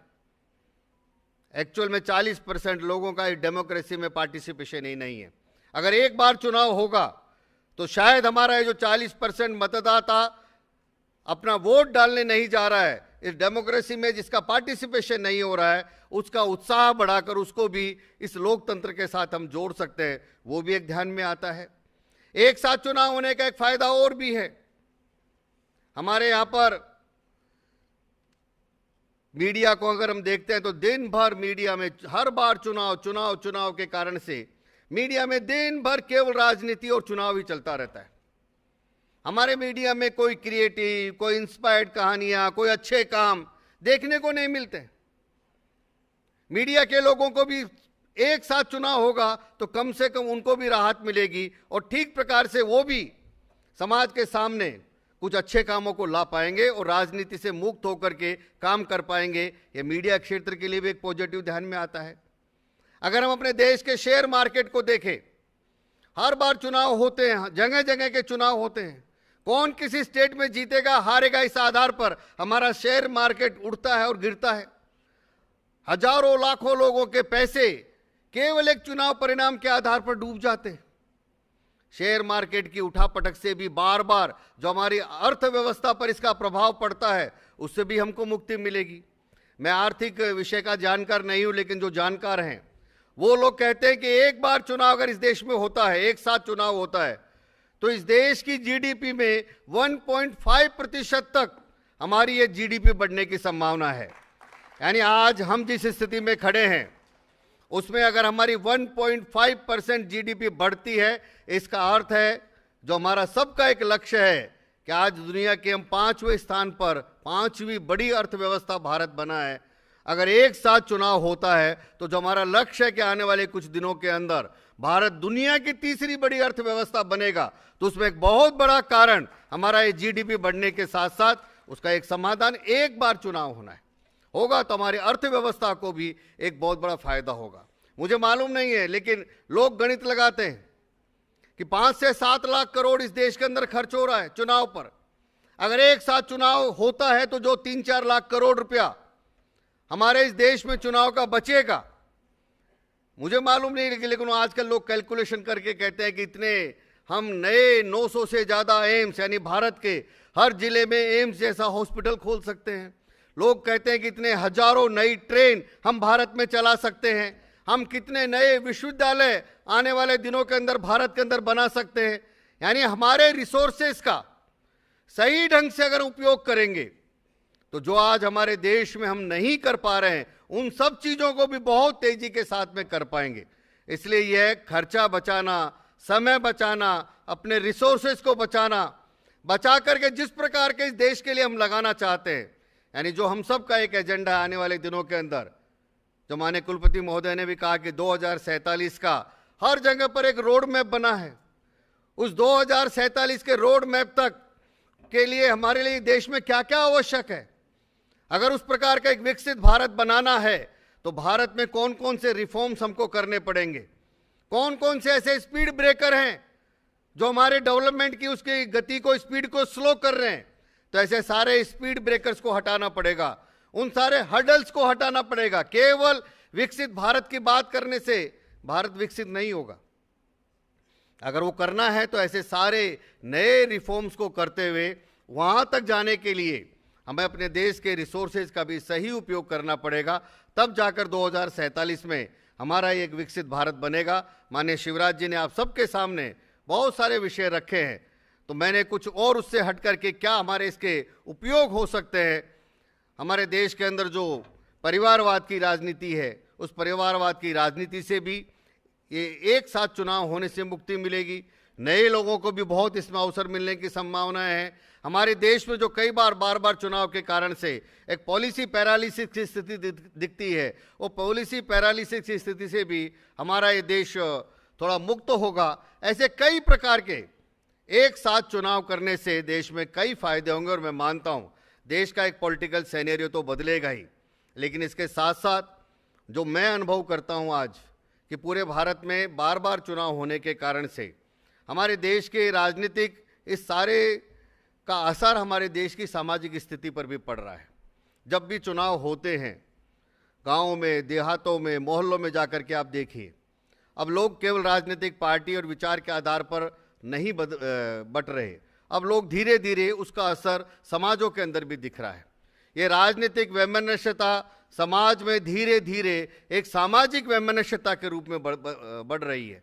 लोग धीरे धीरे जातियों के आधार पर, क्षेत्र के आधार पर, भाषा के आधार पर, यानी अभी तक केवल राजनीति और वोट देने तक सीमित थे, लेकिन ये धीरे धीरे समाज में जो वैमनस्यता बढ़ रही है, ये वैमनस्यता को भी अगर रोकना है और जो हम चाहते हैं कि हमारा सामाजिक सद्भाव रहे, हमारे समाज में एकता का भाव रहे, पूरे देश एक एकता और अखंडता के साथ खड़ा रहे, तो एक भावना के साथ अगर खड़ा होना है तो देश में 1 नेशन 1 इलेक्शन के साथ में हम उस प्रकार की एक भावना भी इस देश में ला सकते हैं। इसलिए आने वाले समय में एक विकसित भारत का जो एजेंडा है, उसके लिए मैं मानता हूं कि यह बार चुनाव होना हमारे लिए एक समस्या है। अगर एक साथ चुनाव होते हैं तो उस प्रकार का एक डेवलप्ड भारत बनाने के लिए, विकसित भारत बनाने के लिए यह केवल एक छोटा सा प्रयास है। अगर देश में हम सब मिलकर के इस जन अभियान को आगे चलाएंगे, यह एक जन अभियान, जन आंदोलन के रूप में लेगा, तो निश्चित रूप से देश की सभी पॉलिटिकल पार्टियां, सभी लोग मिलकर के इसका समर्थन करेंगे, तो आने वाले दिनों में देश की राजनीति में एक बहुत बड़ा बदलाव हम लेकर के आएंगे। इतना ही निवेदन करते हुए अपनी बात को समाप्त करता हूं। सभी को नमस्कार।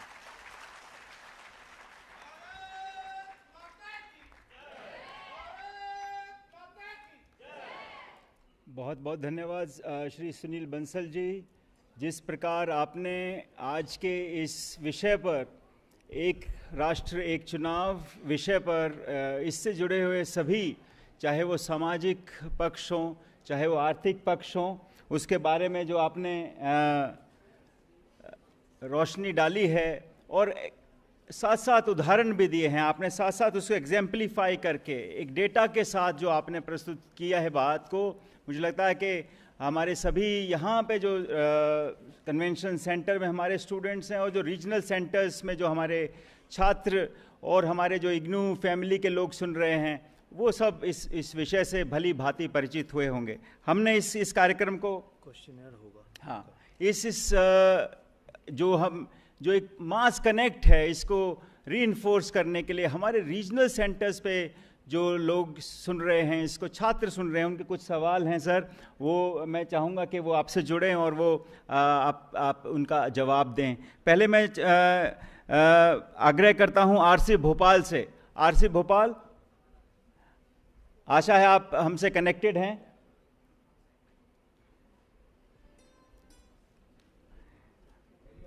आपकी आवाज आ रही है, आप अपनी बात शुरू करिए। Over to you.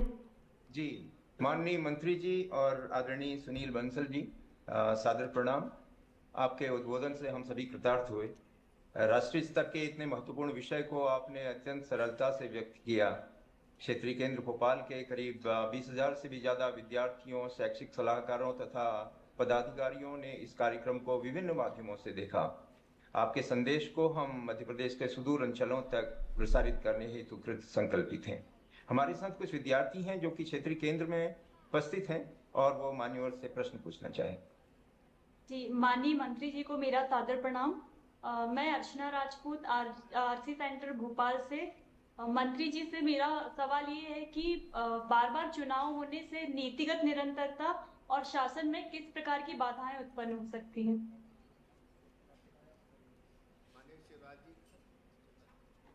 Shivraj ji तो भी चले गए हैं। मैं सुनील आपके प्रश्न का उत्तर देता हूँ।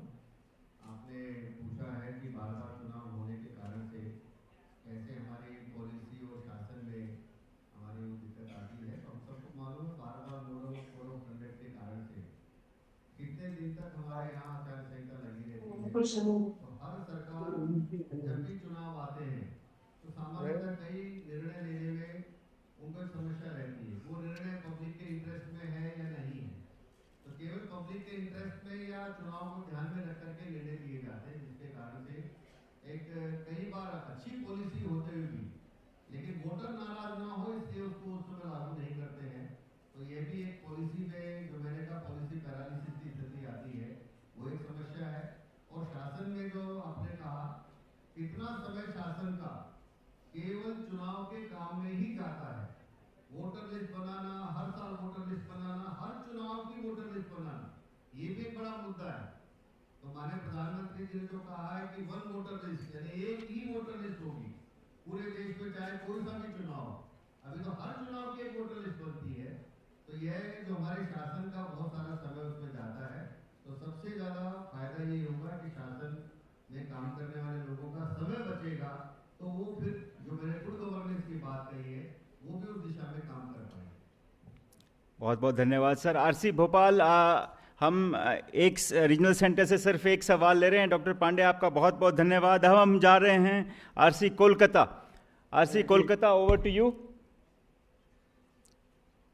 नमस्कार, नमस्कार आदरणीय मुख्यमंत्री जी और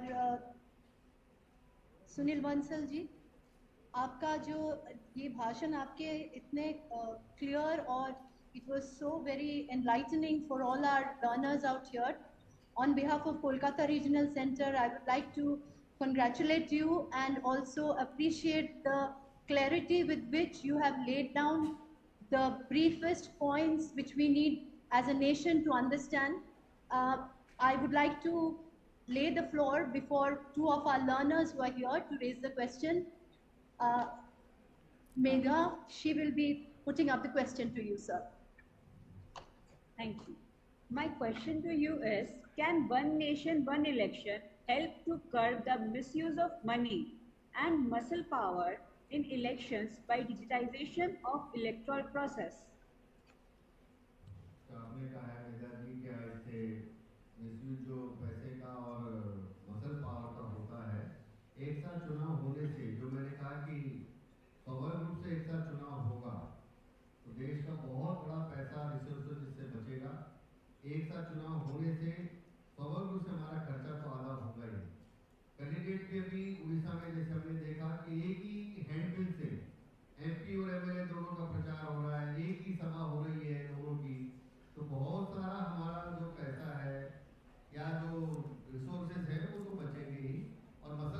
बारे में जो आपने कहा, जब एक साथ चुनाव होगा तो किसी एक स्टेट से दूसरे स्टेट में जो लोग जाते हैं उनका जो ट्रांसपोर्टेशन है वो भी रुकेगा।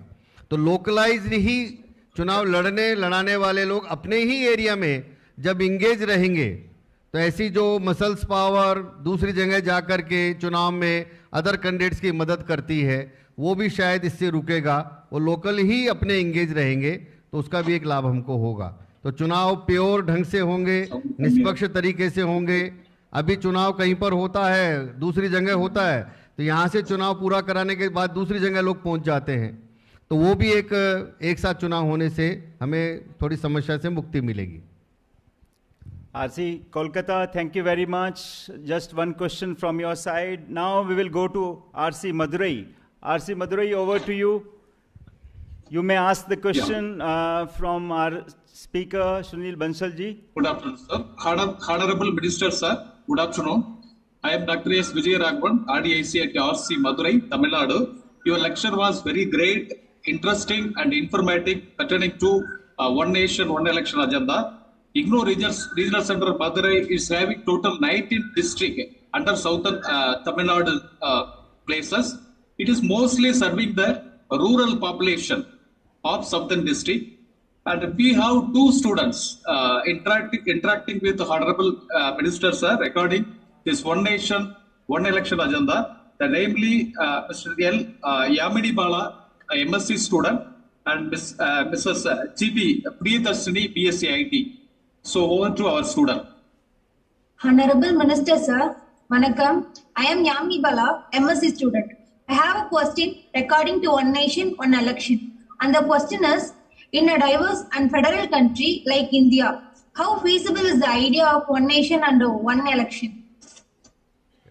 सर, ये पूछा जा रहा है कि किस प्रकार विविधता भरे इस देश में जहाँ अनेक भाषाएं हैं, अनेक संस्कृतियां हैं, किस तरह से हम ये उसमें। नहीं, हमारे देश में ये अलग अलग भाषा है, सब है, लेकिन पहले भी 4 इलेक्शन हमारे देश में, फर्स्ट 4 इलेक्शन जो जनरल इलेक्शन हुए 52, 57, 62 और 67, वन नेशन वन इलेक्शन से हमारे देश के फेडरल स्ट्रक्चर पे इसका कोई असर नहीं पड़ता है। उल्टे हमारे फेडरल स्ट्रक्चर को इससे मजबूती मिलती है और ज़्यादा स्ट्रेंथन मिलती है। जितना भी देश में एक साथ किसी चीज़ को करते हैं तो देश में उसका भारत मेरा देश है इस चीज़ को ज़्यादा मजबूती उस भाव को मिलती है। तो हमारा फेडरल स्ट्रक्चर भी मजबूत होता है। और पहले 4 इलेक्शन हमने इसी वन नेशन वन इलेक्शन के कंसेप्ट पे कराए थे, इसलिए हमारे देश में तो इसको और ज़्यादा फ़ायदा होगा, क्योंकि इलेक्शन का कोई रीजन से, लैंग्वेज से, इनसे कोई लेना देना नहीं है। आपको जो वोट देना है, जो प्रचार देना है, वो तो लोकल अपने ही लोकल लेवल पे करना है, इसलिए उससे और ज़्यादा फायदा होगा हमारे इस फेडरल स्ट्रक्चर को। ठीक है। Another question from Priyadarshini. She will interrupt. All right, Priyadarshini, पूछिए अपना सवाल। Priyadarshini, you may go ahead, please. I have a question regarding to One Nation, One Election. And the question is, what should be the role of the people and especially the youth in One Nation, One Election? कुछ audio problem है आपकी तरफ से। हम उस सवाल को आपसे मैसेज के थ्रू लेंगे और बाद में पूछेंगे। अब चल रहे हैं आरसी मुंबई की तरफ। आरसी मुंबई। आज के कार्यक्रम के मुख्य अतिथि माननीय मंत्री जी और विशिष्ट वक्ता माननीय सुनील जी, आप दोनों का व्याख्यान बड़ा सारगर्भित, महत्वपूर्ण और ज्ञानवर्धक रहा। इस हेतु मैं राहुल मिश्र, क्षेत्रीय निदेशक क्षेत्रीय केंद्र मुंबई की ओर से और इस क्षेत्रीय केंद्र के सभी छात्र छात्राओं की ओर से, हमारे स्टाफ की तरफ से आप दोनों के प्रति आभार और कृतज्ञता ज्ञापित करता हूं। और इस कार्यक्रम को हमारे क्षेत्रीय केंद्र में पंजीकृत लगभग 12,000 छात्र छात्राओं को इसका प्रसारण वहां तक पहुंचा है और विभिन्न सोशल मीडिया के प्लेटफॉर्म्स के माध्यम से इस कार्यक्रम को उन्होंने सुना है। उन छात्र छात्राओं के बीच में से कुछ छात्र छात्राएं हमारे बीच में क्षेत्रीय केंद्र में हैं, जिनको आप देख पा रहे होंगे। इन में से 2 छात्र आपसे अपनी जिज्ञासाएं आपके समक्ष रखना चाहेंगे। एक श्री शनिदेव तिवारी जी और दूसरी सुश्री रश्मि प्रिया जी। तो शनिदेव तिवारी जी आप प्रश्न पूछेंगे। बहुत बहुत धन्यवाद। नमस्कार महोदय। आदरणीय महोदय, मैं शनिदेव तिवारी इग्नू क्षेत्र के मुंबई से बीएससी जी सामान्य का छात्र हूँ। महोदय, आपका व्याख्यान बहुत ही ज्ञानवर्धक था, इसके लिए मैं आपका आभार व्यक्त करता हूँ। आपसे मेरी जिज्ञासा है कि क्या एक राष्ट्र एक चुनाव राष्ट्रीय एकीकरण के प्रयासों में सार्थक योगदान दे सकता है? धन्यवाद महोदय। किसके प्रयास? राष्ट्र के निर्माण में आपने पूछा है? जी, राष्ट्रीय एकीकरण में किस प्रकार एक राष्ट्र एक चुनाव का योगदान हो सकता है? मैंने और मनीष शिवराज जी ने अपने विषय में भी रखा है कि एक साथ चुनाव कराने से हमारे देश में क्या क्या फ़ायदे होंगे। तो जो आपने प्रश्न पूछा है हमारे राष्ट्रीय एकता के लिए, राष्ट्रीय एकीकरण के लिए, अभी अलग अलग चुनाव होने के कारण से कई बार जब चुनाव होते हैं तो उसमें अलग अलग लोकल मुद्दे भी होते हैं। जब एक साथ चुनाव होगा तो माना महाराष्ट्र का ही कोई एक मुद्दा है, वो महाराष्ट्र के मुद्दे को अगर हम चाहते हैं कि वो नेशनल इशू बने तो एक साथ चुनाव होने से वो नेशनल इशू भी बन सकता है। इसलिए लोकल प्रॉब्लम भी देश के मुद्दा बन सकती है, ये एक साथ चुनाव होने का एक फ़ायदा है।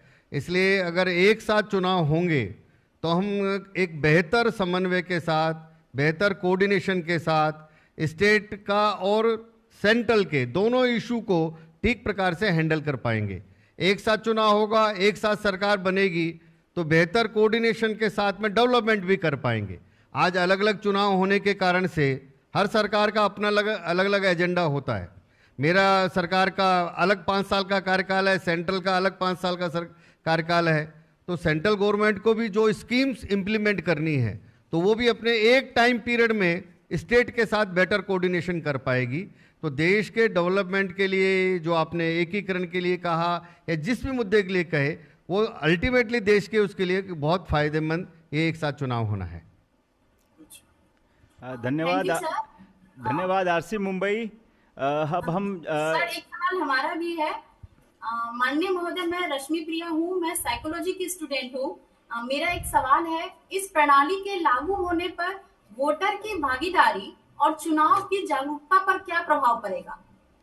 नहीं, मैंने कहा कि इसमें जनता को तो फायदा है एक साथ चुनाव होने के कारण से, और वोटर का भी है क्योंकि कम से कम 5 साल में उसको एक ही बार वोट देना है तो उसके पास भी समय बचेगा, वो ज़्यादा काम कर सकता है। आज हमारा चुनाव में समय लगने के कारण से हमारा समय भी बचेगा और सारे वोटर भी ज़्यादा पार्टिसिपेशन कर पाएंगे। तो वोटर और जनता के हिसाब से तो ये चुनाव हमारे लिए अच्छा है। मैं कई बार सोचता हूँ कि इतना चुनाव होता है, कितना पोल्यूशन होता है, आप सोचिए, नॉइज पोल्यूशन होता है। बार बार चुनाव के अंदर रोज़ाना हमको स्पीकर, गाना, भाषण सुनना होता है। तो जो आप साइकोलॉजी की स्टूडेंट है तो कम से कम 5 साल में एक ही बार आपको ये पोल्यूशन, नॉइज पोल्यूशन होगा, तो उसके कारण से हमारे दिमाग को भी शांति मिलेगी और बाकी काम कर पाएंगे, इसलिए उसका भी एक फ़ायदा है। मुझे लगता है कि हमारी जो छात्रा हैं उन्होंने जो सवाल पूछा वो संतुष्ट हैं। अब हम चलते हैं RC Pune. RC Pune, over to you. आप सुनील बंसल जी से सवाल पूछ सकते हैं। RC Pune. Honorable Minister, respected Sunil sir, I am Dr. Prasad from IGNOU Regional Center, Pune, Maharashtra. Our staff, students, and study centers, including 4 real study centers, are listening to your speech today through various social media platforms. Arsi Pune, please go ahead. Keep the mic closer to your mouth, please. आपको आवाज आ रही है हमारी? RC Pune? I think there is a network issue here. We'll reconnect to RC Pune. Yes, I think it's better now. Are you there, RC Pune? Yes, sir. Namaskar, Honorable Minister and respected Sunil sir. I am Dr. Prasad from IGNOU Regional Center, Pune, Maharashtra. Our staff here, the learners from the study center, including 4 Dale study centers, are listening to your speech today through various social media platforms. on behalf of our regional center, Pune, and all the people in our region, we thank you profusely for delivering a very thought-provoking speech, sir. We have today a few learners who wish to ask few questions and they want to interact with you. Over to you, please. Hello, नमस्कार sir. मेरा आपसे एक सवाल है, एक राष्ट्र एक चुनाव को लागू करने में संवैधानिक और कानूनी चुनौतियां क्या है? संवैधानिक चुनौती जो आपने कहा है, अभी एक साथ चुनाव कराना हमारे लिए थोड़ा, जो आपने संवैधानिक प्रश्न पूछा और माननीय शिवराज जी ने भी कहा कि इसको लेकर देश की लोकसभा में हमको अपने संविधान में कुछ बदलाव करने पड़ेंगे, बिल लाना पड़ेगा और इसके कई लीगल एस्पेक्ट हैं भी, कई टेक्निकल भी बातें हैं, क्योंकि कई स्टेट के इलेक्शन को एक साथ करना, कुछ का पहले करना, कुछ का बाद में करना, तो उसको लेकर के इसके एक संवैधानिक जो व्यवस्था है उसमें ऐसा बिल लाने के बाद कोई दिक्कत नहीं है, क्योंकि लोकसभा से बिल पास होने के बाद उसको लागू किया जाएगा, इसलिए संवैधानिक कोई कठिनाई नहीं है। लेकिन पॉलिटिकल कठिनाई जरूर है कि इसको कैसे सभी असेंबली का चुनाव एक साथ हो, उसको लेकर कुछ हमारे चुनाव के जो एक्सपर्ट लोग हैं, कानून के एक्सपर्ट लोग हैं, वो मिलकर कोई ना कोई रास्ता, जब देश में ये बिल बन जाएगा उसके बाद इसके बारे में विचार करके उसको लागू करेंगे। सुनील जी, अब हम आपको जोड़ने जा रहे हैं आरसी पटना से। RC Patna, over to you. माननीय सुनील बंसल जी, माननीय मंत्री जी और आपके द्वारा एक राष्ट्र एक चुनाव के लिए के ज्ञानवर्धक व्याख्यान को इग्नू क्षेत्रीय केंद्र पटना और उसके अंतर्गत विभिन्न अध्ययन केंद्रों पर पंजीकृत 1,20,000। आपकी आवाज कम आ रही है आरसी पटना, आप माइक के नजदीक आके अपनी बात कहिए। माननीय सुनील बंसल जी, आपके द्वारा और माननीय मंत्री जी द्वारा एक राष्ट्र एक चुनाव के दिए गए ज्ञानवर्धक व्याख्यान को इग्नू क्षेत्रीय केंद्र पटना और उसके अंतर्गत विभिन्न अध्ययन केंद्रों पर पंजीकृत 1,20,000 से ज्यादा छात्रों में से अधिकांश छात्राओं ने विभिन्न माध्यमों द्वारा आप लोगों के व्याख्यान को सुना दिया। उसके लिए मैं क्षेत्रीय निदेशक अपने तमाम कर्मचारियों की तरफ से, तमाम छात्र छात्राओं की तरफ से बहुत बहुत धन्यवाद देता हूँ। इन्हीं छात्रों में से हमारे पास एक छात्रा और एक छात्र हैं जो अपने विचार को प्रश्न के रूप में आपके समक्ष रखना चाहते हैं। कृपया करके उनको सुने। डॉक्टर साहब, एक सवाल पूछेंगे, एक सवाल हर सेंटर से प्लीज। धन्यवाद सर। सादर प्रणाम सर, मैं निवासी इग्नू क्षेत्रीय केंद्र पटना से बीएड की छात्रा हूँ। महोदय, अभी आपने वन नेशन वन इलेक्शन के बारे में बहुत अच्छा बताया। माननीय, मैं आपसे यह जानना चाहती हूँ कि विकसित भारत 2047 के मार्ग में एक राष्ट्र एक चुनाव किस प्रकार सहायक होगा? धन्यवाद। हम सब ने कहा कि विकसित भारत में हमारे बार बार चुनाव होने के कारण से हमारे रिसोर्सेज का जो सही उपयोग होना चाहिए, चाहे हमारी मैन पावर का हो, चाहे हमारे पैसे का खर्चे का विषय हो, चाहे हमारे पूरे सिस्टम में जो सबका समय बचता है, तो हम ज़्यादा समय देश के विकास के लिए लगा सकते हैं, हम ज़्यादा पैसा देश के विकास के लिए उपयोग कर सकते हैं। तो बार बार चुनाव होना ये देश के लिए ठीक नहीं है। इसलिए विकसित भारत के एजेंडे के लिए हमको ज़्यादा रिसोर्सेज को ज़्यादा उपयोग कर पाएँ, तो एक चुनाव होगा तो अपना रिसोर्सेज, हमारा टाइम, हमारा पैसा सब बचेगा, तो हम ज़्यादा काम कर सकते हैं, देश के लिए ज़्यादा उत्पादन बढ़ा सकते हैं। ज़्यादा काम करेंगे तो ज़्यादा जल्दी देश विकसित भारत बनेगा।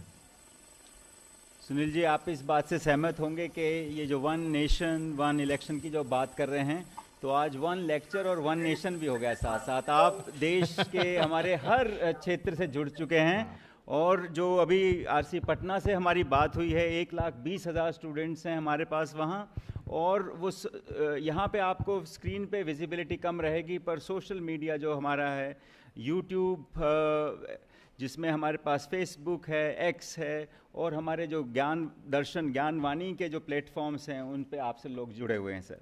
अब आप हमारे आरसी 1, 2, 3 से भी हमारे कुछ स्टूडेंट्स यहाँ आए हुए हैं। मैं चाहता हूँ कि उन्होंने बहुत अनुशासन से और धीरज से आज वो बैठे हुए हैं। अगर उनमें से कोई स्टूडेंट कोई सवाल पूछना चाह रहा है सुनील बंसल जी से, तो मुझे लगता है कि उन्होंने बहुत गहराई से हर प्रश्न का जवाब दिया है, पर कोई पक्ष ऐसा है जो आप दोबारा से पूछना चाहते हैं?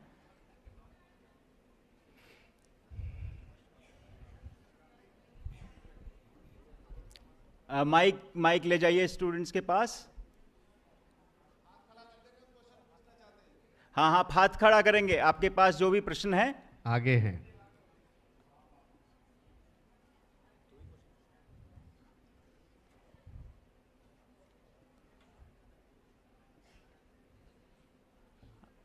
पहले आप इंट्रोड्यूस करिए, अपना नाम बताइए।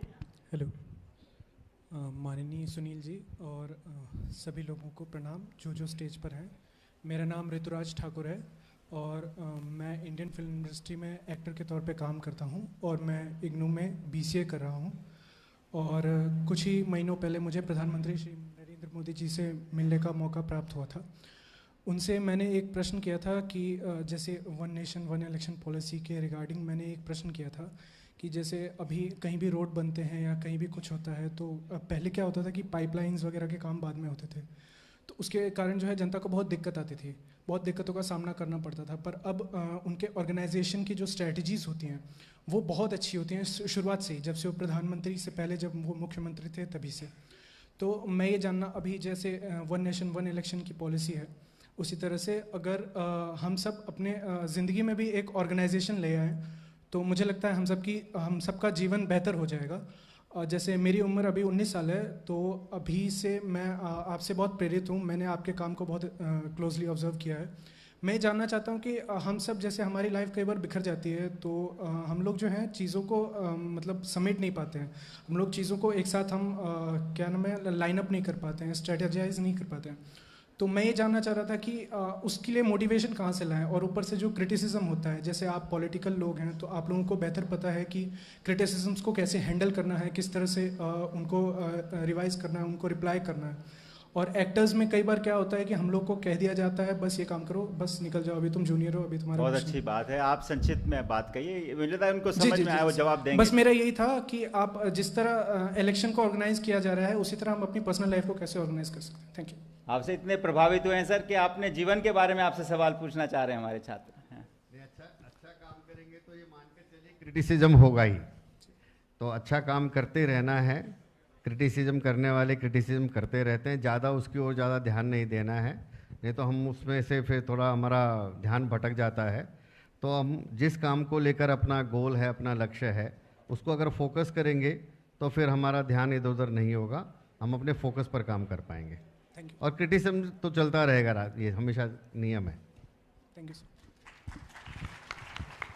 मुझे लगता है कि अब क्वेश्चन एंड आंसर सेशन को हम यहीं पे विराम देते हैं। अगर कोई और सवाल है तो एक और सवाल ले सकते हैं हम। नहीं है, ठीक है। तो ये जो नहीं का जो जवाब आया है सर, ये इस बात का परिचायक है कि आपने इस विषय के साथ पूर्ण न्याय किया है। और जिस प्रकार एक कक्षा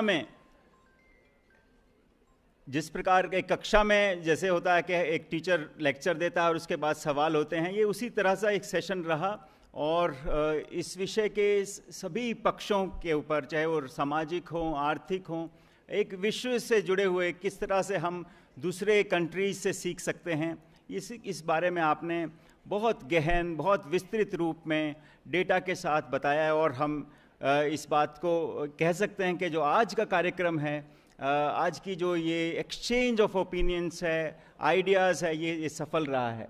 सर, इग्नू ने हमेशा से ही एक आप कहें कि 1985 में स्थापित होने के बाद लगातार एक विमर्श स्थापित किया है। सर, आप देखेंगे कि बहुत सारे लोग बड़ा संशय करते थे कि बिना ब्लैक बोर्ड के, बिना चौक के आप कैसे एक शिक्षा की बात कर सकते हैं, कैसे डेमोक्रेटाइजेशन होगा, किस प्रकार से देश के कोने कोने में शिक्षा जाएगी, पर आप देखेंगे कि 40 सालों में इग्नू ने जिस प्रकार से एक तरह से मल्टी डायमेंशनल पेडागॉजिक मॉडल के साथ कदम बढ़ाए हैं। और कोर्सेज़ की बात हुई है, हमने बताया कि ऑनलाइन कोर्सेज़, और किस तरह से एक सबसे कम खर्चे पर सबसे बेहतरीन शिक्षा कैसे दी जा सकती है सर। तो आज के इस विषय के बारे में भी जो बात हुई है, मुझे लगता है कि ये उसी दिशा में है कि जो विमर्श का, जो संवाद का जो केंद्र बना है इग्नू, और उसमें जो आपकी भूमिका रही है, जिस प्रकार से आपने हमारे साथ इस महत्वपूर्ण विचार को साझा किया है, मैं एक बार फिर से आपके प्रति धन्यवाद देना चाहता हूं सर। और मैं इस जिम्मेदारी को और महत्वपूर्ण तरीके से करने के लिए मैं हमारे जो रजिस्ट्रार हैं डॉक्टर आलोक चौबे जी को आमंत्रित करना चाहता हूं कि वो एक फॉर्मल वोट ऑफ थैंक्स ज्ञापित करें।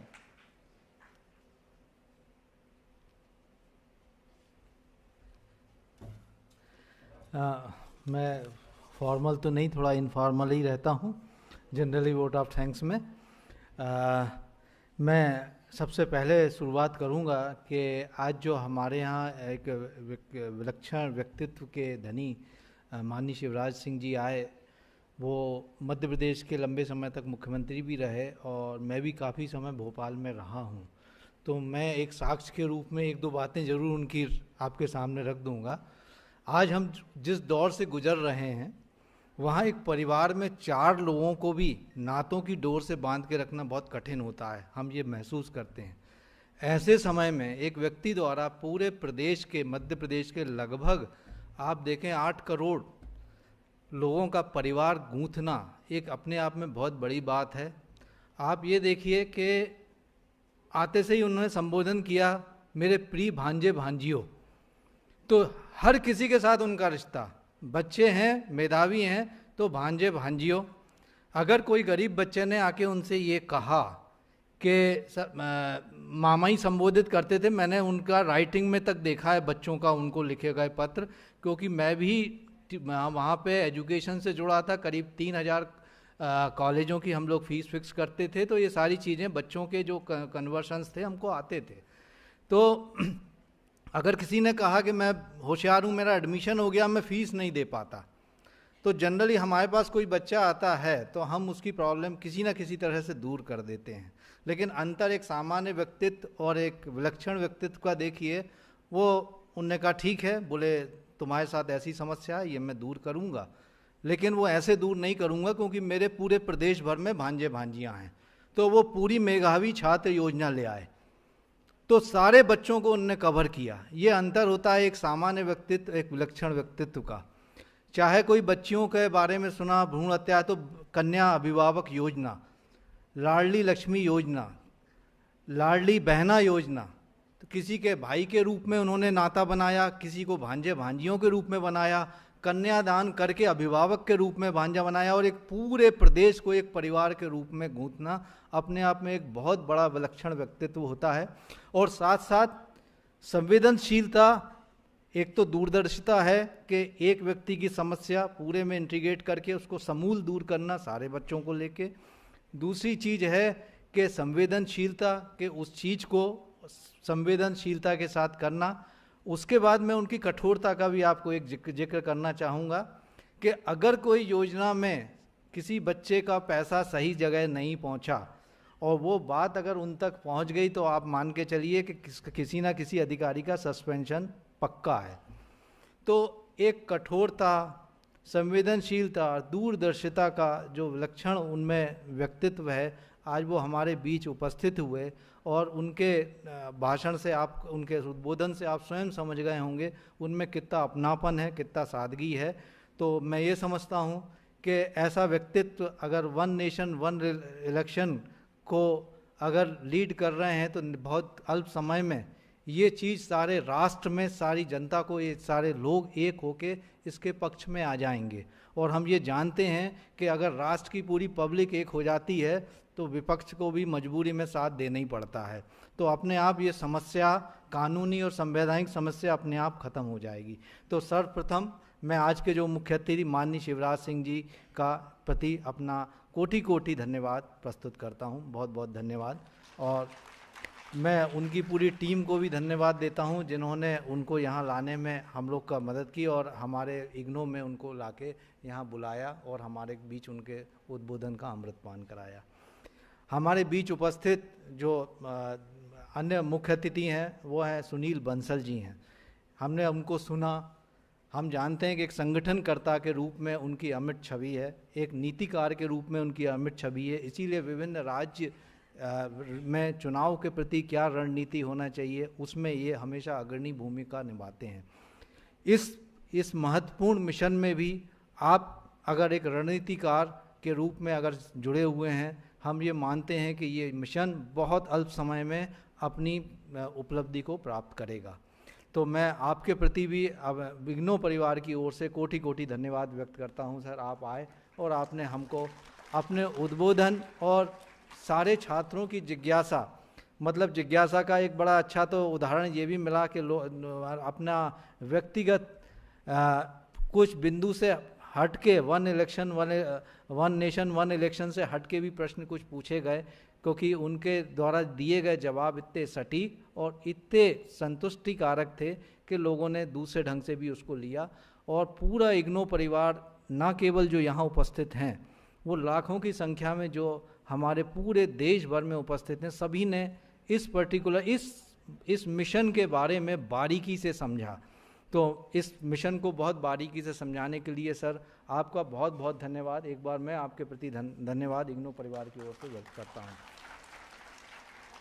हमारी कुलपति महोदया का आशीर्वाद हमारे हर राष्ट्रीय स्तर के हर प्रोग्राम में हमेशा रहता है और उनका मार्गदर्शन और आशीर्वाद हमेशा हम लोग को प्राप्त होता है। तो मैं उनके प्रति भी इसी कड़ी में कोटि कोटि धन्यवाद प्रस्तुत करता हूँ। मैडम, आपका बहुत बहुत धन्यवाद कि आपने हमारा मार्गदर्शन किया, हमें हर तरीके का सहयोग किया। और यही कारण है कि अभी मैडम, जबकि अभी बहुत एक वायरल शायद अभी एक फीवर से उठी हैं, मेरे ख्याल में देख के आप समझ सकते हैं कि उनका स्वास्थ्य बहुत अच्छा नहीं है, उसके बावजूद भी उन्होंने पूरी एक्टिव होके और इस पूरे हमारे प्रोग्राम को सफल बनाने में अपना आशीर्वाद देने में कोई कसर नहीं छोड़ी। तो मैडम के प्रति भी मैं पुनः अपना धन्यवाद व्यक्त करता हूँ। और हमारे मंच पे प्रमोद जी मेहरा जी हैं, प्रोफेसर प्रमोद जी के प्रति मैं बहुत अधिक आभार व्यक्त करता हूं कि इस स्तर पे, विश्वविद्यालय स्तर पे सारी व्यू रचना इन्हीं की थी और इन्होंने ही इस प्रोग्राम को पूरा इसकी रणनीति बनाई, पूरा प्रयास किया और इसको अंतिम स्तर तक इसको सफल बनाने में खुद खड़े होके इसको संचालन भी किया और शुरू से आखिरी तक ये इस प्रोग्राम से जुड़े रहे। तो मैं प्रमोद जी के प्रति भी अपना आभार व्यक्त करता हूं इस कार्यक्रम को सफल बनाने में। यहाँ उपस्थित सभी स्कूलों के डायरेक्टर, रजिस्ट्रार्स और हमारे टीचिंग और नॉन टीचिंग जितना भी स्टाफ इग्नो का है, जिसने किसी न किसी रूप में इस प्रोग्राम को सफल बनाने में उपस्थित होने के अलावा भी बहुत सारा सहयोग दिया है, मैं उन सभी लोगों के प्रति बहुत बहुत आभार व्यक्त करता हूँ। मैं हमारे एग्रीकल्चर स्टाफ के, हमारे जो एग्रीकल्चर के डायरेक्टर हैं, उनका ख़ास तौर पे आभार व्यक्त करता हूं, जिन्होंने मंच सज्जा से लेकर सारी चीज़ों में आगे हमारा वृक्षारोपण का प्रोग्राम था उसमें अपना पूर्ण हमको सहयोग प्रदान किया। मैं ईएमपीसी के डायरेक्टर का भी ख़ास तौर पे आभार व्यक्त करता हूं, जिन्होंने के इस कार्यक्रम को डायरेक्ट रिले करने में कोई कसर नहीं छोड़ी, कोई कमी नहीं छोड़ी, कहीं कोई स्लैक नहीं आया, कहीं कोई विघ्न नहीं आई। तो मैं उनके प्रति भी आभार व्यक्त करता हूं कि वो 2-3 दिन, कई दिनों से इस प्रोग्राम को सफल बनाने में लगे थे और उनके अथक प्रयास आज सफल हुए। उनके प्रति भी मेरा बहुत बहुत आभार। मैं सिक्योरिटी के सभी अफसरों का और सभी सिक्योरिटी गार्ड के प्रति भी आभार व्यक्त करता हूं, जिन्होंने इस पूरे प्रोग्राम में सतत निगरानी सुरक्षा का कार्य किया। और अंत में मैं उस हर व्यक्ति के प्रति, सारे लोगों के प्रति और हमारे बंसल सर की टीम, हमारे माननीय मंत्री जी की टीम, इनके प्रति पुनः आभार व्यक्त करता हूं कि ये शुरू से आखिरी तक इग्नो के टीम के साथ जुड़ के इन्होंने इस कार्यक्रम को सफल बनाने में और हमारे माननीय अतिथियों को यहाँ तक लाने में हमारा बहुत सहयोग किया। मैं उनके प्रति पुनः आभार व्यक्त करता हूँ। आप सभी का बहुत बहुत आभार, बहुत बहुत धन्यवाद।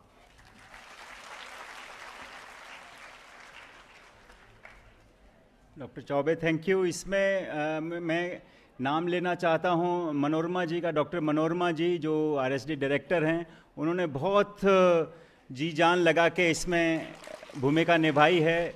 कई चरण की मीटिंग्स हुई इसमें और जो आज ये भी एक बहुत संतोषजनक अनुभव है जब हम अपने रीजनल सेंटर्स के साथियों से जुड़ते हैं, जब हम उनसे लगातार संवाद स्थापित करते हैं, तो ये एक तरह से ऐसा लगता है कि जैसे हम एक पूरे यूनिवर्सिटी की तरह। छात्रों से मेरा अनुरोध है कि वो थोड़ी देर रुकें, नेशनल एंथम होना है, कृपया करके वापस आएं, उनको वापस बुलाएं।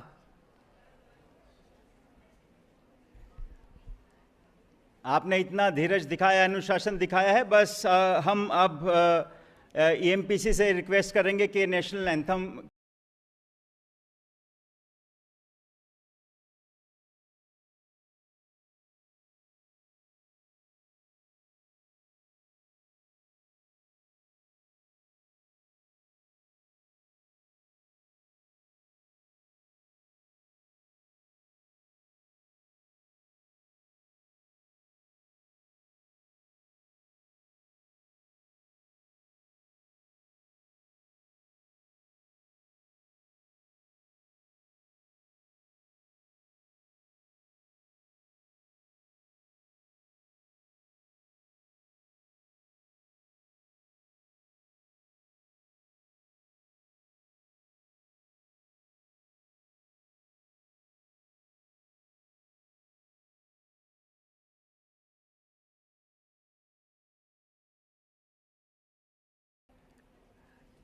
आप सभी का धन्यवाद। अब हम यहाँ